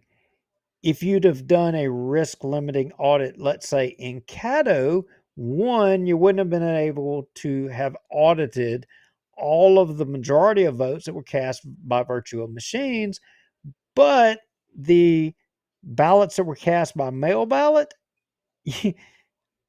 they had countless problems, and they probably would have even accounted for variances if they would have done a risk limiting audit just on the mail ballots, which was the only thing that they supposedly audited. And when they supposedly audited them in Caddo Rex, all they did was they took the mail ballots, they ran them back in the machine to determine if the count matched the count that they got the first time. It Yeah, it wasn't was really a whether, rescan, not a recount. not an audit. Yeah. And when somebody says audit, to me, that means that you're validating that the voter is correct. It is their signature, that it's witnessed and witnessed by whoever is required according to law. It's timely. It's in a human's handwriting. It's on a ballot that's prescribed by the Secretary of State or the election. All of those things. As it turns out, that wasn't the case in Caddo. In fact, as it turns out, there were a lot of problems. In fact, in the lawsuit, it was alleged that there were problems in the electronic machines, in the voting machines. So I'm gonna jump to a conclusion here and say to everybody that I have an opinion here. I have an opinion that people say, well, this judge did right by calling for a new election. I'm not 100% sure that that's right. Wait, calling for it? Well, okay. So I think my opinion is there absolutely needs to be a new election because they don't really have any choice. But then again, if we have the same people running the election and certifying, the Secretary of State guy was there to certify the recount. Okay. All right? If we let have me- the same exact people running the election again, we're likely to get the same exact type of mistakes and problems. Nope, you're missing my point. You're Okay. missing my point. My point is this judge, I don't know that I'm 100% in agreement with this judge. My point is he's calling for a new election. What about the accountability for the why of having to call a new election? What about the discrepancies? Is there going to be any accountability for the potential fraud or alleged fraud or the inconsistencies is the Secretary of State's office going to be held to any account in the fact that an election was held that had so many improprieties that a judge ruled to have anew? I think the judge just gave a pass to all of the fraud that potentially took place in Caddo Parish. Well, maybe so. And interesting you mentioned that. And Colonel Crockett, I'll put the comment back up here. He said Nicholson's audit showed ballot harvesting. I pulled up John Settlec's article at settletalk.com, and he mentioned this very fact, put this out, I think it was today. It says vote harvesting is generally defined as gathering and submitting of absentee mail-in ballots by third parties rather than directly by the voter. Although that sounds meritorious to help assist absentee voters, there have been many repeated allegations of improprieties, but more importantly, specifically, voters have been asked to only sign and leave blank the portions dealing with the candidate voting. The harvester then fills in the candidate's name. According to John's article, let's see, during the trial, Wendell Delaney was identified as a witness on at least one of the contested ballots. There are many reports that Delaney is a major vote harvester. They say he goes to nursing homes preying on the elderly, then he fills out the name of the candidate that he is working for. This is the interesting part. There is also a report that Delaney was caught in the act during the sheriff election and that a police report has been filed. That could be very intriguing if there was an arrest or a police action, and obviously the report's going to be public record. So where's Nancy Landry? Paging Nancy Landry. Somebody earlier said we should get Brandon Trosclair down here to come on at the votes. Oh, I mean, look, I do want to address that. I do. So somebody called me before the show within the last week, and we had this discussion talking about Caddo, and we were talking about the previous election. We were talking about the Brandon Trosclair campaign and the Nancy Landry campaign. Look, let's call it like it is. And Nancy, if you're watching, basically you put your campaign on cruise control. You knew that you were going to win. You didn't have to answer any questions. The public didn't demand any questions because election integrity was not an issue that was on the forefront of the voters. It was not. Sadly, and a lot of you watching the show, y'all are content with just, look, you tell me the result and it is what it is. I will lose or I'll win. Either way, I'm good. You just tell me what it is. And you don't care. I'm sorry, but that's the God's honest truth. Nancy Landry was content with allowing it to go that way. Brandon Trosclair stepped up and said, hey, we need to do it a different way. And he didn't contend that one way is foolproof, voting machines foolproof. He didn't allege that paper ballots was foolproof. But there is a difference. And Rex, you can disagree with me, you can challenge me, and I know you will. That's who you are. It's the way we roll. I mean, one way you can go back through and you can say whether the I was dotted and whether the T was crossed and whether it was by a machine or by a human. We can even go back and we can determine whether the paper originated from an American manufacturer, a South American manufacturer, or a Chinese manufacturer. There's one way we can do that.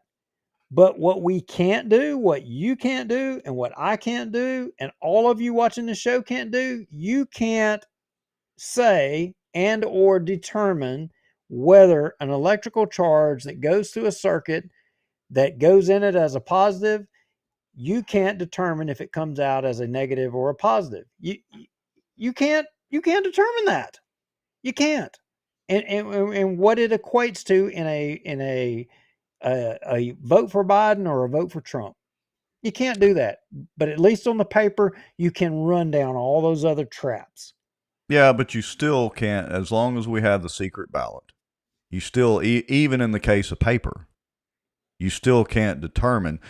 With the electronic, you can determine that going by the people that signed in, sign the book when you go vote, you can determine that 100 people voted and the machine has 100 votes cast, all right, for various candidates. So you're right, you can't tell electronically, and we can't even tell that the code itself is not manipulated or that it is, because it's closed source proprietary code. It's not open source. But wait a minute, Rex. When you say that right there, that flies over 90% of the population. And what he's meaning, and correct me if I'm wrong, Rex, but the reason you can't is because contractually, meaning Dominion will sue you. These companies make you sign a contract saying that you can't look inside to see how it works. Am I right? Basically, but it's even worse than that. They just don't, they don't give you the source code. And so the compiled code, you can't completely reverse engineer the compiled code like that. It doesn't work that way. So they literally don't give you access to the source code. They scream it's proprietary and they've got, copyright and patents on it, whatever, blah, blah, blah. So they literally just don't give it to you. Look, even if they said, oh, okay, you can have full access to the machines out there, we still can't tell what the actual code is running on that machine. See, that's the paradox. All right. But even with a paper ballot, as long as we have the secret ballot, you still can't reconcile 100% because, look, I hate to tell you, Duke, folks could swap out ballots even with certified ballots. They could still, there would be a way to game the system as long as we still have secret anonymous ballots. And my opinion, I'm not in favor of secret ballots. I understand the original reasoning. I understand the current reasoning, and I understand the reasoning, especially in other countries. But I'm a fan of getting away from the secret ballot. I don't care if people know who I voted for or not. I honestly don't. I understand some people do. I understand some people do, and they have their reasons. But until we get away from that, there is no way to get all of the potential error and fraud out of it, paper or not. Yeah, so we're stuck with lawsuits allowing a judge to determine the outcome and no accountability. So loss of trust in the system. Further loss of trust in the system. Yeah, so I don't know which is going to be harder, getting our public, our people. I see our numbers dropped a little bit, so I must have pissed off enough people. They're talking about elections again. Can these guys get off of that? Well, they don't want to hear the truth. Is what it is. They don't want to hear it. If they don't want to hear it, they're welcome to turn it off. We're going to keep talking. It doesn't matter. I mean, or maybe they're just making more popcorn and drinks, and they're going to come back in full force in the comments again. So who knows? They don't want to hear they don't want to hear the truth. They don't want to hear the truth. Right. But the truth is I will tell you, I think it's easier to throw in with all of them than it is to force the people in our public to grow a spine. That's right. The truth. That's the God's honest truth. I'm sorry. Yeah. Let's see. Christopher James Norris. He says, as a Democrat, and again, Christopher James Norris, like we've said over and over, we appreciate everybody, no matter what your political leanings are watching, and we appreciate your commentary, for the last several months. As a Democrat, I believe in voter ID. If you vote in person, you should show your ID or driver's license. And fortunately, we have that in the state of Louisiana. But did you know in the same lawsuit, and the judge even mentions this, apparently 4 felons voted that apparently didn't have their rights restored to be able to vote, is the way I'm reading that. But they got to vote. But they got to vote anyway. Well, I mean, look. And I'm not opposed to giving felons back their rights to vote. We've had that discussion before. But I'm just saying, I'm not either. I mean, if you're living here and you are a natural born citizen, I don't necessarily have a problem with a criminal. If a criminal pays his debt to society, if he commits a crime, he goes to jail, he pays his debt to society, he should have his rights back. And that I includes agree. voting. If he's working, paying his taxes, he should be able to vote. I'm I sorry. agree. And I that's agree. probably going to make a lot of people mad. But according the way I'm reading this, I could be wrong because I didn't go in depth into it. Apparently, there are 4 votes where felons potentially voted and were not supposed to be able to vote, is the way I'm reading this. So I don't know. It's just screwed up all the way around. All right. We could beat this to a pulp. Oh, yeah. I'll just keep saying, where is Nancy Landry? Y'all tag Nancy Landry. We would love for her to come on and explain how all of this happened, because during the election, she talked about how great our elections are. Yeah. I mean, she's a Republican. I'm a Republican. I can tell you, and I said it on a previous show. She got, I think, the most votes in Bossier Parish, and she was the least seen in Bossier Parish. Right. The least. Well, probably name association with some of that. Maybe so. That people have said that. All right, and coming up, folks, we're going to talk about MJ the Environmentalist, and we're going to show things kind of burning up and quasi-exploding. So we do still have more to go. I'm going to show the video. You said that as if we were taking a break or something. Well, no, I'm just reminding people, and for those listening to the podcast version that can't see the comments and what's going on, and really can't see our topics for the night, got to do the little reminders. We do fail with the podcast people because we talk a lot about things that, we don't describe it in full. So if they're like listening, they may not even have a clue as to what we're talking about. Well, and I'm a purist. A podcast, by definition, is audio only. That was the original specification. You can go back in the podcast history, which actually spans over 20 years, and look this up. So I could publish the video, the whole thing, as a podcast, but I choose to do the audio only. So we just have to remember every now and then that we have folks, and look, some of the folks watching the video right now, I'm sure, are just listening to it and doing other things. So anyway.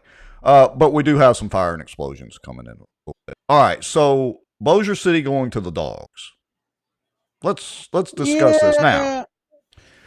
I want to remind everybody that during shows.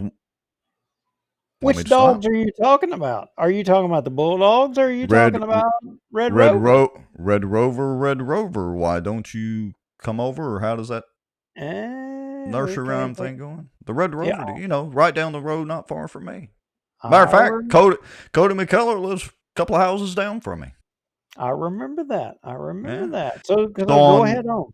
So on shows 117 at about the 49-minute mark, show 118 at about the hour and 22 mark, and show 119 at about the 24-minute mark, we have discussed this Red Rover situation in some sort of during the commentary. So if you want to, you can go back and refer to that. But there is a lawsuit. I don't remember any of that. You got to play me a little bit of that. I don't remember any of that. I've slept since then. I've lost hair since then. I don't have that queued up. Please don't make me go grab all those videos. You got the links in the notes here. I know, but I don't have them all queued up, and no telling what we rambled about. More importantly, let's go through this lawsuit, because I've got to, and we're not going to go through the whole thing, but I got to tell you, it's pretty enlightening. So let me switch over here. And let's see, our guest is not with us anymore, so we'll turn those off. Okay. And we will post, I don't think I have yet, we will post a copy of this on the Facebook page, but this is Red Rover Group LLC versus the City of Bossier. Stephen, is it Pennell or Pennell? Stephen Pennell? You could call him Pennell. Yeah. Wade Rich, Rodney Taylor, and Charles Jacobs. And they pretty much throw Charles Jacobs completely under the bus and run over him like a dog. And I hate to say that, knowing that he's going through, his illness and all that sort of thing. So I'm not really trying to throw too much shade, but it is what it is. I can tell you something. I mean, in regards to Steve Pennell, look, I can tell you, he is. It's very important to him that your chrome shines, because if your chrome don't shine, you ain't cool. You ain't cool if your chrome don't shine. Those type of guys, huh? Yeah. Anyway, well, go ahead. And apparently, the city has chosen to, and these folks have chosen to violate the 4th, 5th, and 14th Amendment rights, as well as violations of the Louisiana Constitution and Louisiana tort law. They're just all over the place. So, between picking on folks at the city council meetings, not only that, they've extended their reach to dog kennels. I might have to get you to break them. The city doesn't like dogs. I might have to get you to break them rights down, because you talked about rights I didn't even know I had. Oh, I got to go look them up. It's been a 15, while since I got 15 rights. Holy crap! Oh, yeah. Well, you're supposed to anyway. But anyway, so we're not going to go through the whole lawsuit because it's 22 pages of this. But he accuses them of abusing their positions of power to interfere with Red Rover's boarding, training, and kenneling of man's best friend. Shame on them. The hereinafter named defendants have orchestrated a regime of fear and intimidation through mafioso tactics to stifle a small business's operations. Through an intentional series of actions and inactions, defendants have used and abused their positions of power and influence with Bossier City to unconstitutionally suppress and attack plaintiffs' ongoing business operations. I got to say, knowing what we know about this and what we've talked about before, I'm not just saying it because it's against the city council. I got to agree with him. Now you just read that and said that and described that as if you were like some freaking Hollywood showman reading a script. I got to tell you, it didn't even sound. It didn't even sound like you were serious. It sounded like you were trying to make a joke out of it. Well, the city council is a joke, and as far as I'm concerned. So you're saying that you potentially agree or believe what this lawsuit is alleging? Yes. Let me rephrase that. I believe that the majority of the city council is a joke. Not all of them. And y'all can probably easily figure out who I think is and is not a joke. I don't know that they're a joke, but what I do think, I think that they are retired. I think they retired a long time ago, and they just deferred their votes to David Montgomery and allowed him to run everything. That's what I think happened. Yeah. I don't think they're a joke. I think they just retired. They're retirees. Yeah, it's easy peasy for them. Yeah, so I guess we would be more proper to say Queen David is the joke, but I digress. All right, so this court has jurisdiction over the matter, blah, blah, blah. The venue is proper. It's between Red Rover, which is over here on Stockwell Road, and defendant Steve Pennell, individually and in his official capacity as the Deputy Chief of Operations for the City of Bossier, who apparently lives or has property adjacent or right there close to Red Rover. Okay. I got to stop you right there. All right, go ahead. Like journalistic integrity, I got to stop you and correct that. You said Deputy Chief of Bossier City. There's not a Deputy Chief of Bossier City. There's a CAO. He's a Deputy Chief of the Fire Department. And it says deputy. That's what the lawsuit says. I'm just reading it. Show me. I don't see where it says Fire Department. It says Deputy Chief of Operations. That's what I read. I think I read that correctly. There's no deputy chief of the operations of the city of Bossier. There's a deputy that's it. Dismiss the lawsuit. They're done. Well, that's what I'm saying. Like, look, I got called. I got to tell you the story. And the reason that's important to me, right? I got called to this call one time, baby drowning in a pool behind a house, right? Mm-hmm. So I get to the house, and this person meets me in front of the house, like right out of the gate. And they said, "Oh, my baby is drowning in the pool in the backyard. Front freaking door of the house is locked. Can't go there. They got a wooden freaking fence. So do you think the gate to the backyard is open? Hell no." See, there I did it. Does that make me stupid? I guess I'm Heck, stupid. heck I or had hell. I had to jump the damn fence. So I jumped Mhm. the fence and I go back to the swimming pool in the backyard and it's covered in water hyacinth, covered in green. So I'm like, oh my gosh, I got to jump into this damn swimming pool looking for this baby, right? And y'all are all like, God, Duke, you're so cold. You're talking about a baby and you're whining about having to jump in a water hyacinth filled hole. No, I'm expressing my afterthoughts of the incident because as it turns out, I'm looking at the pool and I'm about to jump in. I'm fixing to save the life of this baby, and I see the top of the water hyacinth break just a little bit. And it's probably within a foot of the edge of the pool.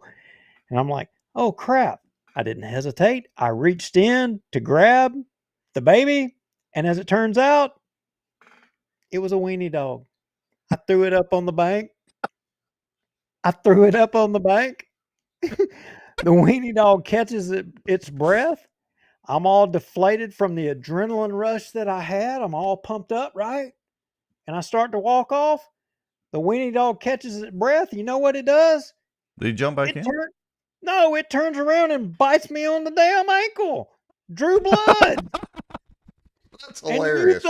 do you think the deputy chief of operations of Bossier City came to my aid? Hell no. They started making jokes about it on the damn radio at the fire department.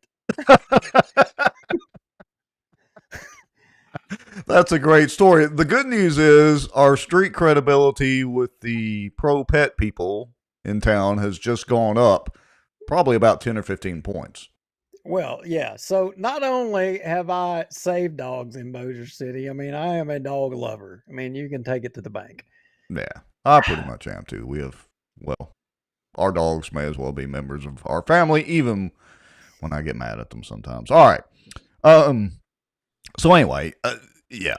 Aside from the fact of whether he's a chief of operations, chief of the fire department, assistant chief, whatever the heck he is, Defendant Rodney Taylor, who is in his official capacity the director of permits and inspections division for the city of Bossier City, and defendant none other than Charles Jacob Zamboni himself in his official capacity as city attorney for the city of Bossier City.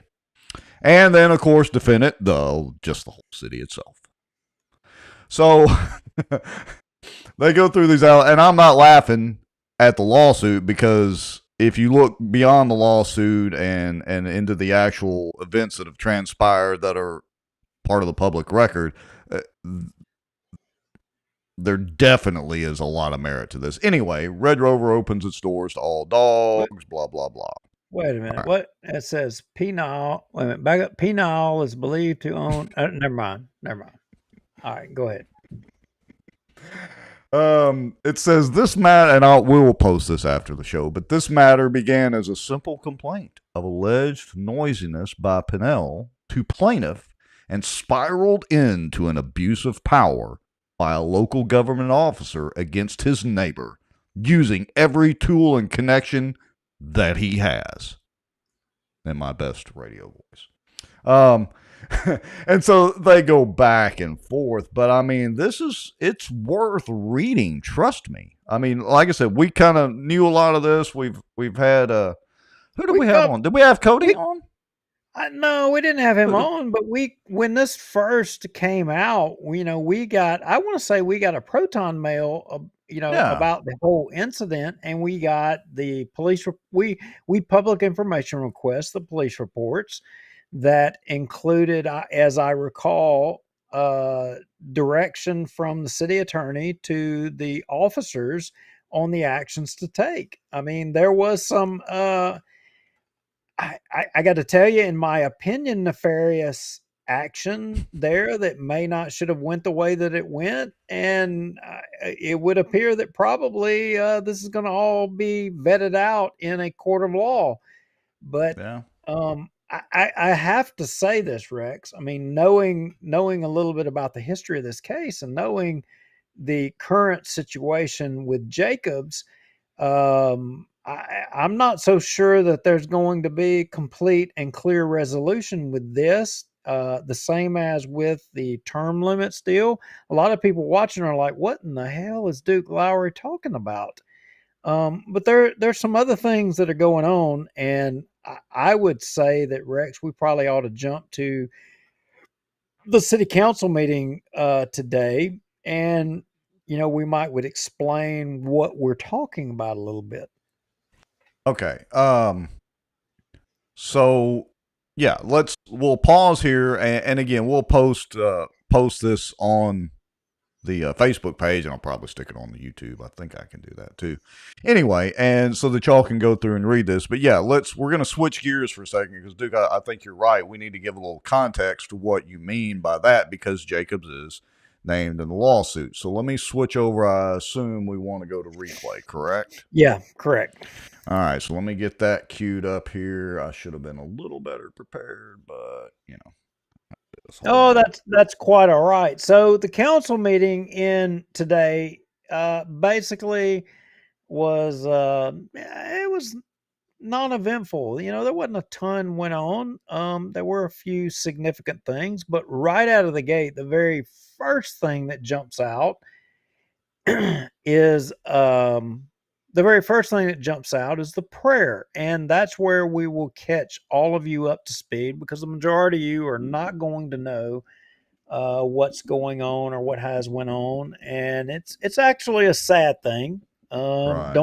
Don't wish this on anybody, and I think it is important that the context is understood, and I will tell you sometimes you find yourself we have people that we are our adversaries, and we are on the opposite side of as we strive to secure the things that we believe in and move the needle in the direction that we believe.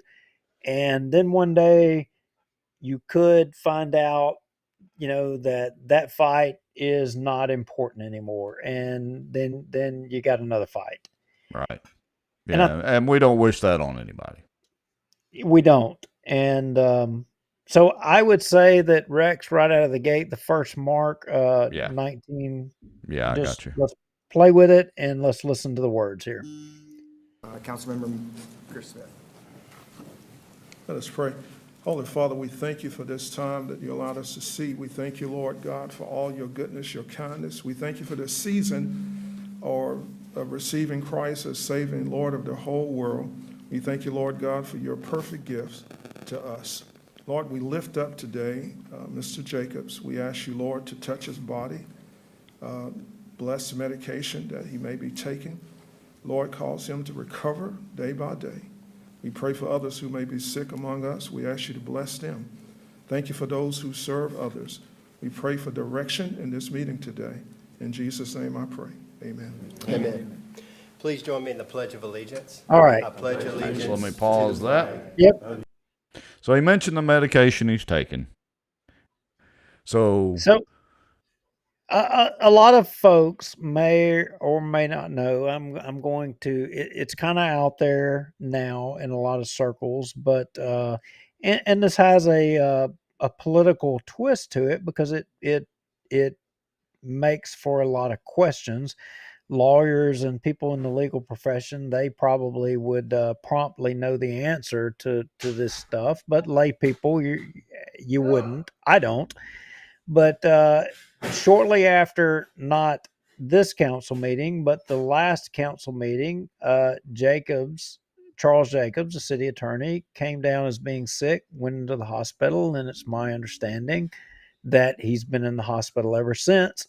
He is receiving treatment for a illness that is a significant illness that is a pretty major thing, and not a lot of people recover from. So, from a personal standpoint, I don't know. I haven't ever really considered Jacobs as being an adversary. I've appreciated the challenge, I will say, as it stands with him being the city attorney, but a lot of people wouldn't view it that way. Um, but it was never nothing ever personal, and you know it going forward poses a lot of questions politically and legally as to where things go, considering lawsuits that are on the table by virtue of being the city attorney, uh, your position as being a witness to things and being involved. You know, I don't know. I can't imagine how this all would go. Yeah, all that sort of thing is in limbo, but like you said earlier, as far as I'm sure he's and his family are concerned, that is the least of their worries now. And, so, it's kind of cliche. Everybody says thoughts and prayers out to the family, but literally, with these types of things, that's pretty much all you can do. Just remember to keep his family in your thoughts and prayers as they go through this. And, we wish him the best and the best outcome. Yeah, no doubt about it. No doubt about it. So, moving on with the council meeting at the 1750 mark, I think the council members decided that they were going to go ahead and move forward with the charter commission, which I'm just going to say, in my humble opinion, is nothing more than their reaction to the citizens of Bossier deciding to take matters into their own hand and affect change in Bossier City. So then, after 20 years of doing nothing, they decided that, oh, hey, we got to do something. Let's call a charter commission. Well, selfishly, I have to say that it is so nice to know that the Term Limits Coalition has dominated so much of the city council meetings and is going to continue to dominate many of the city council meeting for the foreseeable future. So, kudos out to everybody that's a part of that. All right, I'm going to go ahead and play. Oh, look at there. Parker Ward. Hadn't seen that name in a while. Parker Ward says, Duke, off topic. I saw your better half tonight at the Bossier Republican Women. Now, I will point out, and I don't know if my camera will zoom this in, Rex, but you may pull my camera up. Yeah, let me switch screens here, and that'll make it a little bigger. Go ahead. Now, I'm trying to determine the significance of this Christmas ornament. Now, I don't think this arrived by way of Jeff Landry, because he's not the governor, and I don't think this came by way of our Speaker of the House. Either way, it's a pretty cool Christmas ornament. Dodie Horton brought it to the Republican Women of Bossier and gave it out to all the attendees, and it says 26th edition Capitol Ornament 2023. I don't know. Cool. Very cool. Yeah, very cool. Okay. So, and when you get done, fix your camera again, because that popped it out of focus. But that showed up pretty good. Let's see. I would also like to point out, Val Baker says, sounds like pancreatic cancer. My husband passed away from that, sending prayers for his family. Sorry to hear about that, Val. So, all right. Kara, well, your better half says it was a door prize. Oh, how about that? Well, I'm reading the back of the little card in it, and it says, well, I'm going to jump down to the point that says, and this is weird, Lowry, 1877 to 1963, was born in Germany but resided in New York. He was one of several sculptors who worked on the Louisiana State Capitol in 1931. His work also adorns the Nebraska State Capitol, several sections of the Rockefeller Center, including the huge Atlas sculpture on the plaza, and numerous buildings in Philadelphia and other cities. Huh. Interesting. Colonel Crockett said it's like the Ark of the Covenant, only backwards. Oh, he's been watching too much of Harrison Ford and Indiana Jones and the Temple of Doom. Yeah, there we go. All right, where were we? I have no idea. We were at the city council meeting. All right, so let's jump back to it. See, hit that button. All right. So we're at the Charter Review Commission point at the 1750 mark. So I'm going to go ahead and hit play. Adopt an ordinance to establish a Citizens Charter Review Commission for the purpose of revising Bossier City's Home Rule Charter. Final reading. So moved. Second. First by Councilman Darby, second by Councilman Montgomery. Has there been any discussion on the Charter Commission? Only from Colonel Crockett here at the 1822 mark. He lights them up with some facts. Yeah, but I meant among the city councilmen. I'm trying to remember at the first reading. Well, no. Was there any real discussion? Well, no, not publicly. They don't do that publicly. You know, they do that. Oh, that's those meetings before the meetings that really don't have meetings except when they get recorded, and then they claim it's only half the people. That's right. If y'all want to know about all of that, you got to go to Little Italiano. You got to ask for David Montgomery's table, and you've got to ask for his seat. And if you sit in his seat, you can feel the power. That's I mean, you know. Okay. So let's see what commentary we actually have. Comments from the audience. Comments from the audience. The main David man. Crockett, 653 Dumaine Drive, Bossier City, Louisiana. And my prayers are out for Mr. Jacobs, too. I just wanted to mention that. There are two things I want to read that I think that if the people on the council have not gone and done the research themselves, you need to read this. But there are two issues. Article 6 of the Louisiana Constitution, Section 5, at the very end, if you read through it and understand it enough, I think you see that the intent is that at least one member of the commission who does a charter review should be elected and appointed from each affected local government subdivision. I'm not going to read it all because it'll take me too much time. If you haven't gone and read that, each councilman, you shouldn't be voting to continue. You should continue this to another meeting if you haven't done that research yourself. And then if you look at revised statutes 4261, I mentioned dual office holding at the last meeting, but I want to read this for the public to understand. It's essential that for the maintenance of a democratic society, the public officials and employees perform public business in a manner which promotes and maintains the confidence in the general citizenry of a high level and trust in public officials, public employees, and government decisions. The attainment to this end is impaired when public officials and employee holds two or more public offices. Whether you consider this as an office is subject to your interpretation. But it says are public jobs, which by their particular nature conflict with the duties and interests of each other. And that's the whole intent of dual office holding, is not to be in two positions.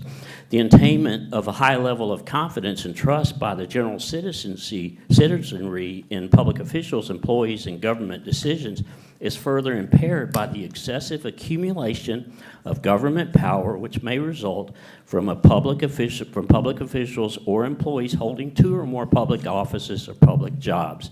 That's subject to your interpretation, whether you can appoint somebody to multiple positions. But having somebody in an elected position also serving on a city commission doesn't seem to make too much sense to me. So those are two issues that are some of the reasons that I think that the city ought to consider tabling this issue.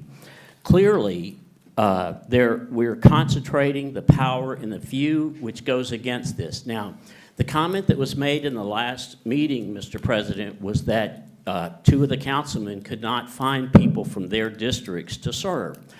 Just talking to people today that I didn't ask to come, there are two people from the two districts that are not represented that would be willing to serve on this commission throughout the whole process. Very dedicated people who come to these meetings. So there are two districts that are totally unrepresented. I think that we could solve the two issues that I'm talking about right now if you consider those, but there are two people that you could probably catch from both of those two districts. I wish you'd consider it. Thank you. Okay. So pretty much that was the end of the discussion, right? Yeah, that was the end of it. So I'm just wondering, I mean, we're clicking along about 80 people total watching. I'm just wondering, what do y'all think the Colonel just said right there? What do y'all think the message that he just said, what do you think he was saying? Oh, Rex, I what know. do you think? I know. Tell me. If you're Queen David and the majority of the council, here's what they heard. Wah, wah, wah, wah, wah, wah, wah, wah. The Charlie Brown teacher deal, because they weren't paying attention at all. Well, you're right. You're absolutely right. But if you're the public and you're the citizens, what did you hear? Well, basically that the city has claimed, or some of the council members have claimed that they can't get any participation, and he is literally saying, well, that's not true. That's a lie, kind of like they lied on their response to the lawsuit deal. I'm not sure I agree. Oh, okay. Well, tell me where I'm wrong. Well, where I suspect maybe you may have went afraid just a little bit or wrong. Askew? Askew, there you go. Yeah, see them big word and resting words. See, we didn't have them in Halton. We had cuss words in Halton. But anyway, the thing is what I think the colonel was trying to say is that you know what? People have the decision here to make, and basically what he was saying was you got citizens there that are from those districts that want to or would be willing to participate if they were even considered, but they're not considered. And oh, by the way, hey, there's some dual office holding considerations. Was he speaking to the council? Do you think that the colonel really thought that the councilman would listen to anything that he said? Do you think that they were listening to him? You said it just a while ago. You said wah wah wah wah wah. So who is he talking to? He was talking to on a publicized video, open meeting, public meeting. He knew that probably we would be showing it on the show. Mm-hmm. He was speaking to the public. Why does he Bingo. do that? Why does he do that? Well, I mean, I don't want to speak for him. Of course, he's colonel's in the comments and all that. I don't want to speak for him, but I think he does that to help educate the public as best he can and get the message out there. And, in some respects, to make the majority of the city council look like the horses' asses that they are. Oh, sorry, cuss word. Yeah, but what I think he's saying is that the public, hey, right here in bold print, dual office holding, here's the law.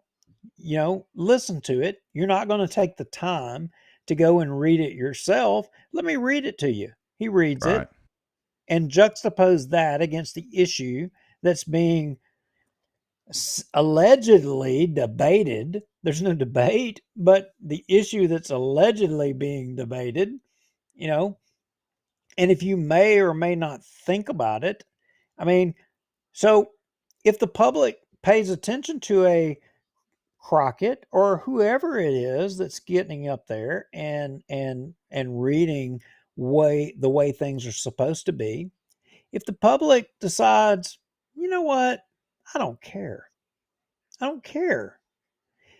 I'm wondering what form of government is the public saying that they're okay with when they say, I don't care, just let some anointed people make all the decisions and we the public don't have any input. What form of government is that you allow government to make all the decisions without you having any input, oversight, and that you don't care anymore? You would just take their direction. What form of government is that? We need to go buy a few cases of tea and reimburse the Queen. No, the Queen's dead. Reimburse the King of England for the tea that they dumped into the Boston Harbor. And let's just go back to the theocracy. Is that right? Theocracy. Yeah. I think that's where we're at, because not enough people, I would contend, and to the people that are stepping up to the plate, and there's more people getting involved, and we obviously have our work cut out for us, but there's more and more people every day that are waking up, but there's still not enough. Not enough at all. And I think that's what David Crockett is speaking to. Yeah, I can't argue with that. And I said theocracy, but that's dealing with priests who rule, so we really wouldn't be going back to a theocracy, a monarchy. Come couldn't think of the right word this evening. Yeah, I think it is what he's speaking to because, I mean, he said in the comments just now, put it up on the screen, I'll do it again. He said the people, this is Colonel Crockett says, the people were my target because the city won't listen. The city councilmen won't listen, the majority of them anyway. We know there are a couple that listen. And, you know, it's a shame that they're doing something like a charter commission without much real public discussion. No, there's not much discussion. In fact, somebody in our comments earlier made, in fact, it was our Shreveport guy, Norris. He said, talking about the city, the Bossier City, they don't discuss agenda items. They just up and vote on them. That's been the Bossier way. Yeah. Where is the debate? How do they come to the conclusion on issues? Like if you're going to spend, I think in this meeting they spent $1 million or either $500,000 in bond money. There was no discussion on it. They just all voted yes to do it. How did they come to the conclusion whether it was a good expenditure or not? When did they come to the conclusion? Did y'all see it? If any of y'all saw it, please elaborate. I want to know because I didn't see it. I got to point out, though, that our good friend David Jones, former city councilman, says lazy voters look at the consistently low turnout. Nobody wants to be troubled in decisions in a representative democracy. He's got a point. You can't just blame it all on the city council because we, and I'm putting quotes around the we keep sending the same morons back to the city council.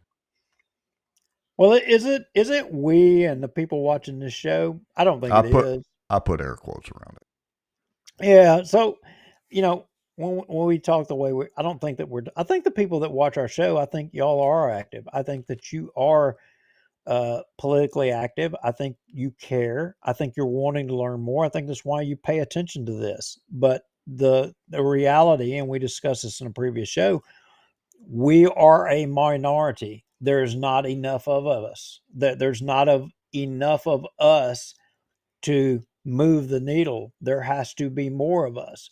And for there to be more of us and for us to make a change, all of us, have to recruit more people. We have to get more people engaged. Well, look at it this way, and we've discussed it before. And look, you know, as well as I do, we don't do the show just for the numbers. I mean, we'd still be doing this if we still had a dozen or 2 dozen people watching. But we have about 6,000 followers on Facebook alone. Now, that doesn't mean we always have 6,000 people watching, obviously, or some of the videos get more than others. But the point of that is, let's assume, which is a dangerous word, that all 6,000 people following Bossier Watch watched our show all the time. That's still not enough people to make a difference. And we appreciate everybody that watches and all the commentary. But the point is, we're still not affecting enough change. We got to figure out how to up the game here. Yeah, and the only way that the game can be upped is that as we are all discussing these issues, we're talking about them, and we're not telling you that everything is one way or the other. We're not telling you that we're absolutely right. We say all the time, we're amateur journalists. We are. But we're presenting issues. We're presenting the substance of the issues that are coming along. You're listening to it. You're forming an opinion. And then the next question is are you sharing that opinion that you formed based on the information you've received? Are you sharing it? Or are you just soaking it in for yourself and it doesn't go anywhere from there? Yeah. If it doesn't go anywhere from there, you're not taking the next step. Right. You're not. Look, this platform and domain is not solely owned by us. We've just, we're really the first to do it around Bossier, but we have encouraged lots of people, and I made the offer plenty of times. If you want to have your own platform and soapbox, social media is the great equalizer, the internet and social media. And I'll be glad to tell you how we do it, make suggestions on how you can do it. anybody that wants to get on the platform and soapbox, do it. We've Get helped, the word out. we've helped all the other people. Right. The sidewalk guys, Sobo. Yeah. We've helped them, and we'll continue to help them and promote them. We encourage you to go there to get information there. They get information we don't get. The end of the day, the total idea is for everybody to be informed and to be able to spread the message. And the more informed everyone is, the better we can affect change. That is true. Colonel Crockett says 8,000 voters for the mayor's race. You reach a lot after the live show. We should all share on our neighborhood Facebook. Yes, it is a group effort. Absolutely. So, all right. Wrapping this show up, I think we ought to give MJ Walk on Water a little bit of an environmental advertisement. Well, I don't know how much of a advertisement it'll be, but let me set the context of this. So, and I've got a ton of notes. We are not going through all those notes. I disagree. Oh, do you? Shall we make him an ad? Want me to put together a video ad for him? No, I said at the beginning of the show that me and you were going to disagree, so I'm just telling you I disagree. Oh, okay. Well, it's not unusual. All right. So, you know what? I think before I do this, I'm just going to roll that video that I wanted to show. It's about 2 minutes long. This is in District 4. What is important about District 4? Whose district would that be? You're talking state representative district? House rep. You mean congressional? Congressional. It's like cussing. You're uneducated if you can't get the terminology right and you use that slang. Okay. But you're from Ruston, so okay. We just have guys like Rob Shadowin. Anyway, that's a whole other story. It would be Mike Johnson's district, his current district as Speaker of the House. Walk on water. Yeah. All right. So, folks, bear with me. I didn't create this whole video, but I supplied all the aerial drone clips that you'll see. I supplied to the producer, and we'll talk about that in a second. Here we go. Okay. Washington Post and The Guardian. Are y'all listening? Hello. Yeah. Ding, ding, ding. And we'll explain why we're showing this. All right, here we go.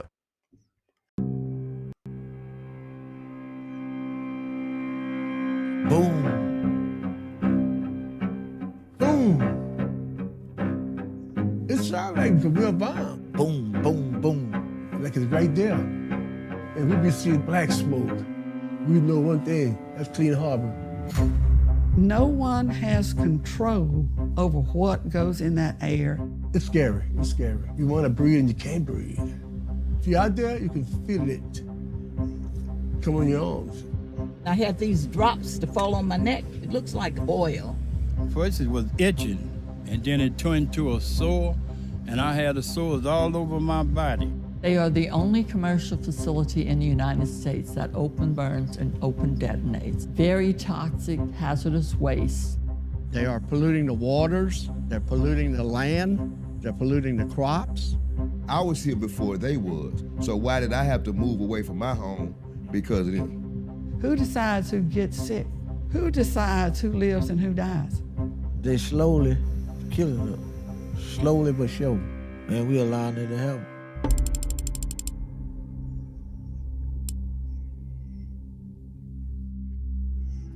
Clean Harbors is located in a wooded area. It's surrounded by timber ground. You cannot see the burn pits themselves. We're going to get up as close as we can. Usually the detonations start about 8 o'clock. Can you hear it? You see two plumes coming up? They're black plumes on the horizon over there. This one sounds like it's almost like fireworks going. I'm Brenda Valley. I live in Colfax, Louisiana, and we're working against open air burning and detonation to stop at Clean Harbors facility. Clean Harbors Colfax is an open burn, open detonation facility which handles the destruction of explosives and ignitable waste that is too dangerous to be put in the landfills. I'm going to stop it right there.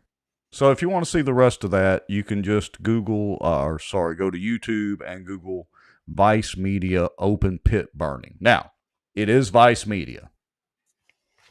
In and of itself, Vice can be pretty controversial sometimes, and they tend to be, fairly left-leaning. So I'm no tree hugger. Why would I help them out? So you're telling me, I already know the answer to this, but okay, I'm playing along here. This is show acting for Bossier Watch, guys. So you're telling me that you are helping a left-leaning group? Yes, I am. Because we have common ground. Miss Brenda Valley, the lady that was walking through the pasture there, I've been down to her house, conversed with her many times. I met all of those people in that video and conversed with them myself, interviewed them myself. You know why? It sounds as if you were a stakeholder in the burn chamber and the Colfax hazardous waste burning. Which are somewhat related. But here's the deal. Here's what I tell everybody, because I don't make any bones about it. I'm generally, vote Republican. I'm generally considered conservative, gun-toting, four-wheel drive, driving, all that good stuff. You and I can't legally go out in our yards and burn a car tire. We can't legally burn a plastic bag anywhere in the state of Louisiana. I know people burn their trash. It's illegal. By the DEQ regulations and laws, it is illegal to do. You can't burn anything except for wood products. But that company is allowed to literally, they just light it on fire. That was my drone footage. I have physically seen all of this, including pulling up to the church that I used as my launch site for my drone. And the smoke is so thick, it looks like fog around this church. So smoke from hazardous material. Yes, absolutely, yeah, okay. 100%. Where again is that? Colfax. It's down there around Natchitoches. Yeah. Okay. Natchitoches so area. If only we had some kind of contained system to be able to burn or detonate or dispose of that type of stuff, right? Well, and let me stay on my soapbox for a minute. It is the only commercial open burn facility in the United States, other than outside of the military. The only commercial open burn facility outside of the military. I got you, but I digress. If only there was some kind of contained, safe, secure method to dispose of things like that, right? Well, true. And that's the whole, we don't want to go too far down this rabbit hole because we could be here till in the morning, I'm sure. But we had the burn chamber out at Camp Minden. And the reason that the burn chamber was out at Camp Minden was to get rid of the M6 propellant that Explo Company, I got to always say the company names right, that Explo had literally they were in crates and boxes, millions of pounds sitting out there. And this stuff spontaneously combusts, by the way, and it exploded. Okay. So I think this is the point where we have to set the debate and we have to agree to the things that we agree on. And I agree with what you just said, that M6 propellant spontaneously combusts, obviously a health hazard. And if it all did suddenly spontaneously combust, it might had the potential to make Shreveport and Bossier just a spot on the map. I mean, yes. One magazine, which is really, it sounds like not a magazine that we would use in a weapon. The magazines are the containers out at Camp Minden that they used to use to store this. One of the containers ignited, and it literally showed up on radar and broke windows 4 and 5 miles away and all that good stuff. So dangerous stuff. Now let's fast forward. Yeah, let's fast forward. So a plan was developed, and a plan to build this contraption that would remediate, in a safe way without, making an exposure via smoke and gas to the atmosphere and to the community, was developed implemented and worked like gangbusters. We agree, we both Yes. agree, it worked perfectly. It Yes. did what it was meant to do. Yes. Now, So the problem and the slight divergence is that ESI, the company that came in and literally saved the day, they bid on the job after they were going to they were going to just open burn all that M6, millions of pounds. I mean, you can go back and Google it or look it up, but they were going to open burn all that. And the community rose up and said, oh, hell no, this isn't going to work. And long, convoluted story, but Citizens Action Group was formed and lots of stakeholders came together and got with the Louisiana Department of the Military and blah, blah, blah, and all that. So they decided to come up with this contained burning system and apparatus, which, as we said, worked like gangbusters. And they were able to dispose of all that M6 within a matter of several months. They did it safely and with virtually no emissions when they were doing it. I agree with everything you've said up to this point. I want to add on to that.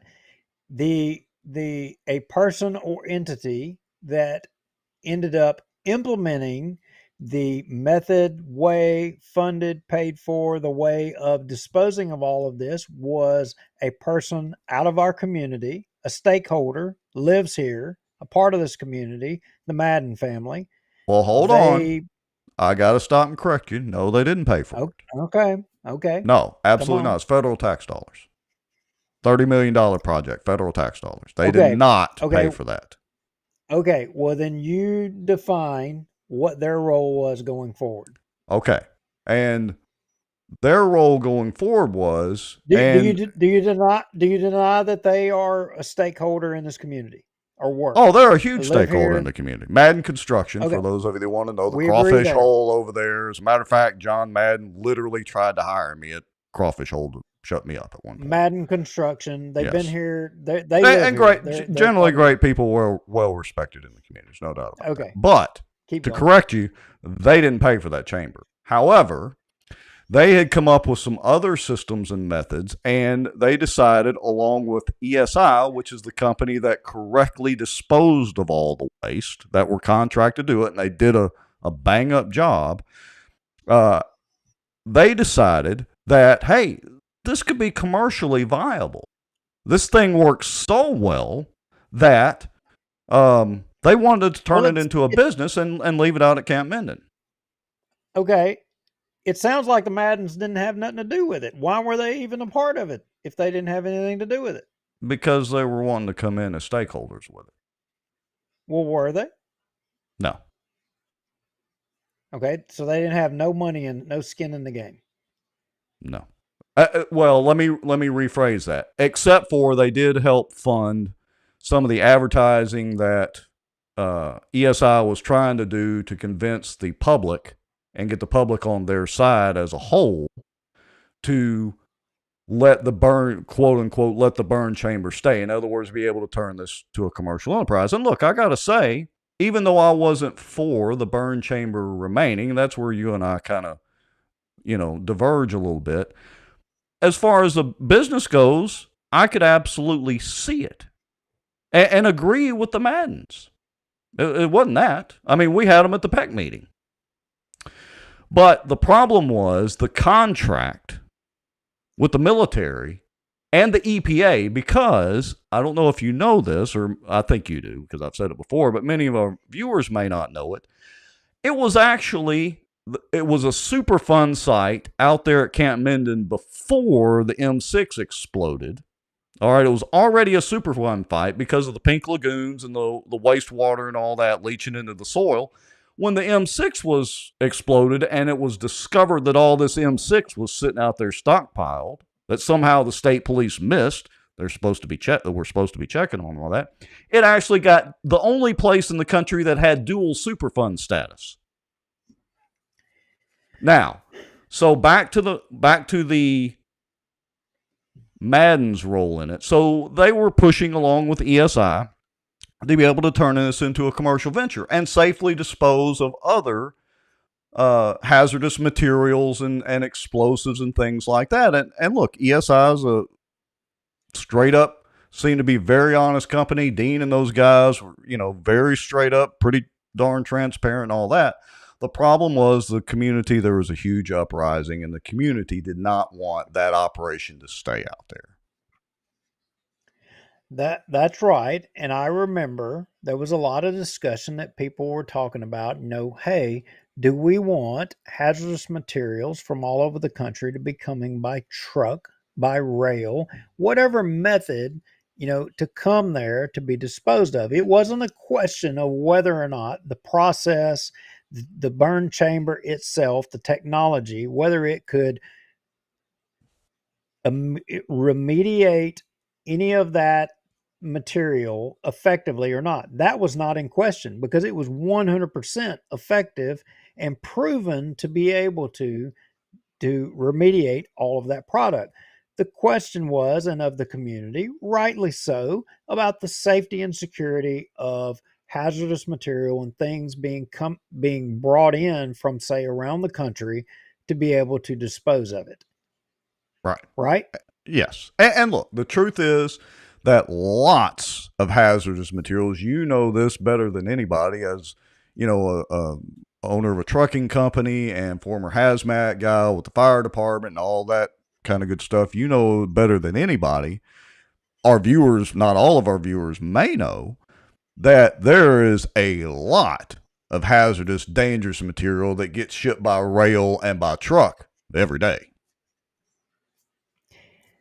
Yeah, I was going to give an example of when the next time you're sitting by a train and it comes by and you look at that one particular rail car that comes by with that one particular stripe on it, and note that one eye droplet of that material is what would be used in the gas chamber to put you to death if you were convicted of murder and sentenced to be put to death.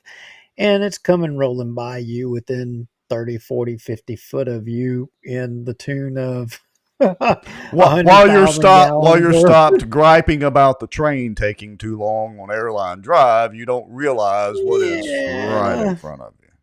Yeah, All that's right. But the thing was, so that the community outcried that, Right. hey, we don't want this, not in our community or whatever. So, hey, they don't. That ended up leaving and allowing the Colfax open burning so that, when they burn it, it just turns into a solid up into a gas into the air, and it's spread whichever direction the wind blows. It ends up coming down in the water and the soil. It flows down to whoever in whichever direction that's going to go and gets you there. And things that would have potentially come here to be disposed of will now be put into a buried pit in, say, Oklahoma, that it will rain on, will end up in the Red River, that'll come down by way of the tributary that you may pump into the Bossier City water system that ultimately comes out of the spigot in your kitchen sink. Right. Hey, No be careful. No harm, no foul. Right. Got to be careful, Duke. You'll be on the tree hugging side before too long. But seriously, so how does this tie to MJ? And let me kind of tie in the burn chamber and the Clean Harbors deal in MJ. All right. Well, I can't go there without saying, which is why I took the position and wrote a brief in favor of the burn chamber staying here. Right. Because it is a proven method of being able to take care of remediation of things. And what I can tell you, some of the product that would have potentially have been remediated there is probably now being buried in landfills north of us that will ultimately be coming to us regardless by way of the water. Yeah, or open burn down a Colfax. Yeah, but hey, you know what? If people can't look beyond the trees for the woods, I understand that. And look, let me say, we certainly don't completely disagree with that, and I 100% agree with the science and the fact that ESI came in and did their job, did it well. But so how does this tie? How do these things tie together? Well, first of all, some of the M6 was shipped down to shipped down to Colfax. Let me get my wording straight. Was shipped down to Colfax and was open burn there. As a matter of fact, I was just going back watching one of my videos. The last 15 pounds of M6 propellant that they missed in this cleanup process. There was some debate at the CAG meeting with the Louisiana Department of the Military about whether they were just going to light it on fire out there at Camp Minden or actually have to ship it down to Colfax. It's kind of a funny deal. But anyway, so how does that tie into MJ? Now CAG meetings and all of this stuff, we're not just talking off the cuff, Rex. No, this is I know that you were at countless meetings. Yes. You were at one of them. I was. And a virtual, well, I wasn't at the very beginning of it, but I was there from about the 2015, 2016 time on, was at virtually all the meetings. CAG meetings are just public meetings, and some of them secret squirrel meetings, with literal tree huggers. Now all of this is before Bossier Watch, right? Yes. And interestingly enough, it kind of helped form the way that we've done some of the videos of the city council and the Cypress district and all that. It was kind of not a precursor, but kind of almost a precursor to Bossier Watch. Now, how is it that I know that you were at all these meetings? Well, because you went to some of them too, and you were aware of the meetings, and you were on the PAC at that point. That's right, because, and that's the point, is we were in the mix on all of this stuff. Oh, yeah. So right in the middle of it. So how does it, again, go back to MJ? Well, okay, so I got a phone call the other day from a former CAG member, or actually still currently a CAG member. They're about to dissolve that finally. That's a whole other story. And apparently there is a reporter from the Guardian out of New Orleans that was looking into, or is looking into, may still be, I don't know, the fact that Patrick Johnson, Mike's dad, was supposed to be on the CAG for the Camp Minden burn system, and they were trying to tie that into, I guess, Mike Johnson's environmentalism or lack thereof. I don't know. And so I got a phone call and said, hey, do you still have a lot of those videos of the CAG meetings? Which, of course, I do. I've got them posted at various places across social media. I've actually went down the rabbit hole of consolidating some of that today and get it all posted in one place. But anyway, so here's the deal. I knew Patrick Johnson, Mike Johnson's dad, fairly well. Most people may not know, but Patrick, Mike's dad, sadly passed away just like, I think it was 2 days before Mike was elected to Congress.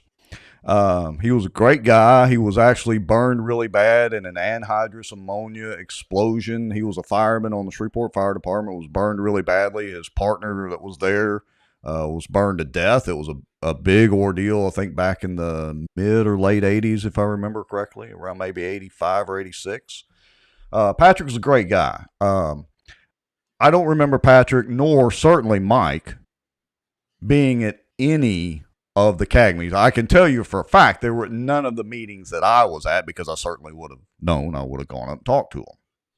So maybe in the early on meetings, maybe so, but not in any of the meetings that I attended. So how does that again relate to Mike? Well, Colfax and Clean Harbors, which has been in existence for decades, so long before Mike, came into political existence, they have been down there burning. But the folks down there, because I've talked to them, have been complaining about this problem for a long time, but honestly, because of the demographic, they couldn't get much traction.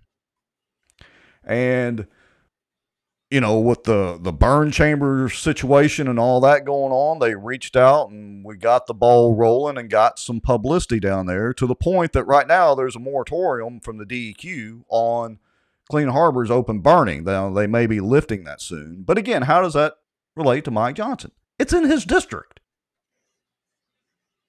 And he has done zero. Zilch. Somebody prove me wrong. Well, Now, Clean Harbors yeah. does employ some people, but only about a dozen employees out there to run that whole thing. I mean, they're literally just taking the stuff out there on forklifts and lighting matches to it with diesel.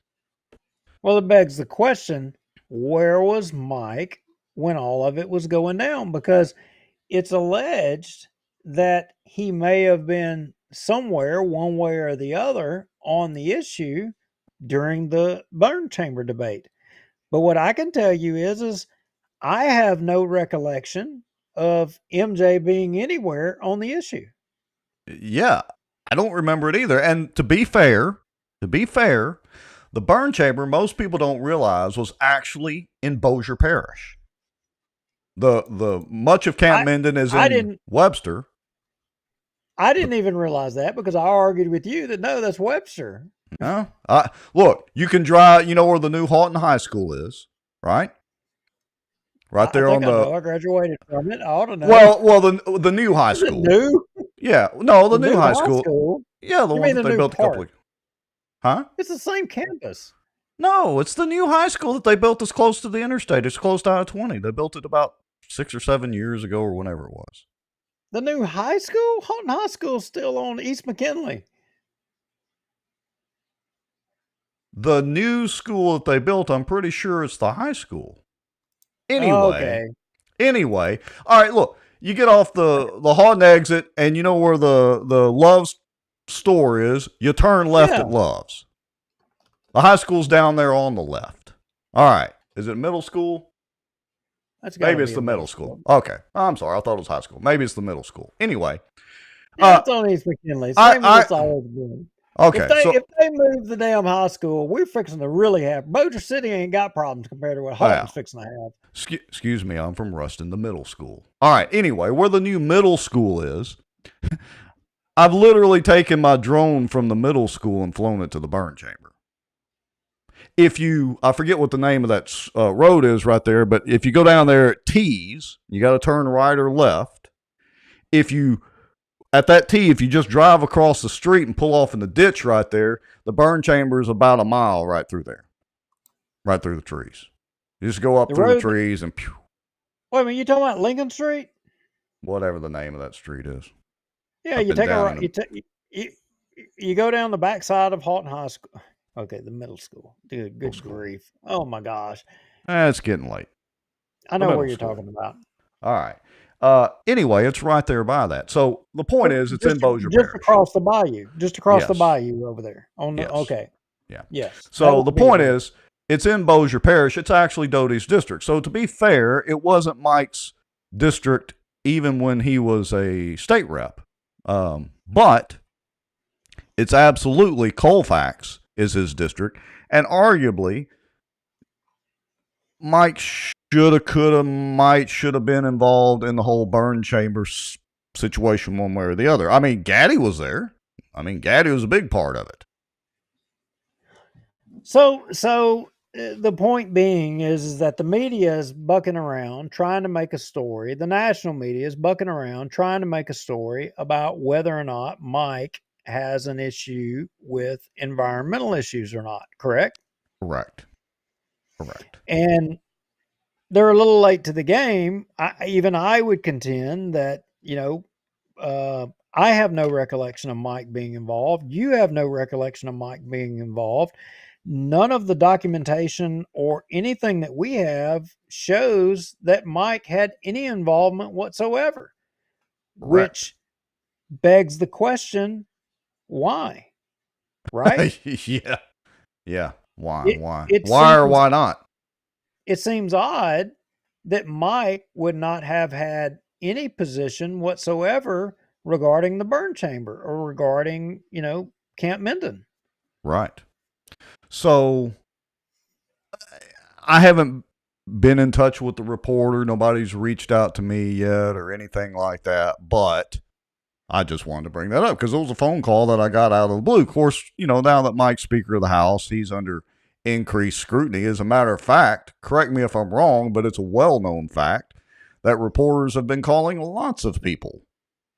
That is absolutely 100% correct. In fact, I will acknowledge that I have had a reporter from one of the national media outlets contact me, and they essentially already knew the story and were wanting confirmation of historical events, things. They are actively rooting around all over Bossier, Northwest Louisiana for information and stuff in regards to Mike Johnson. So that's the reason, for this whole discussion over Colfax and over, the burn chambers. Not to rehash that. Let me switch back to that screen, and I've got it pulled up on the map. I'll show you. Yeah, so it is Houghton Middle School. Forgive me for saying high school. It's getting late, but anyway, there's Houghton Middle School right there. There's Sonic and Love's uh, truck stop over there.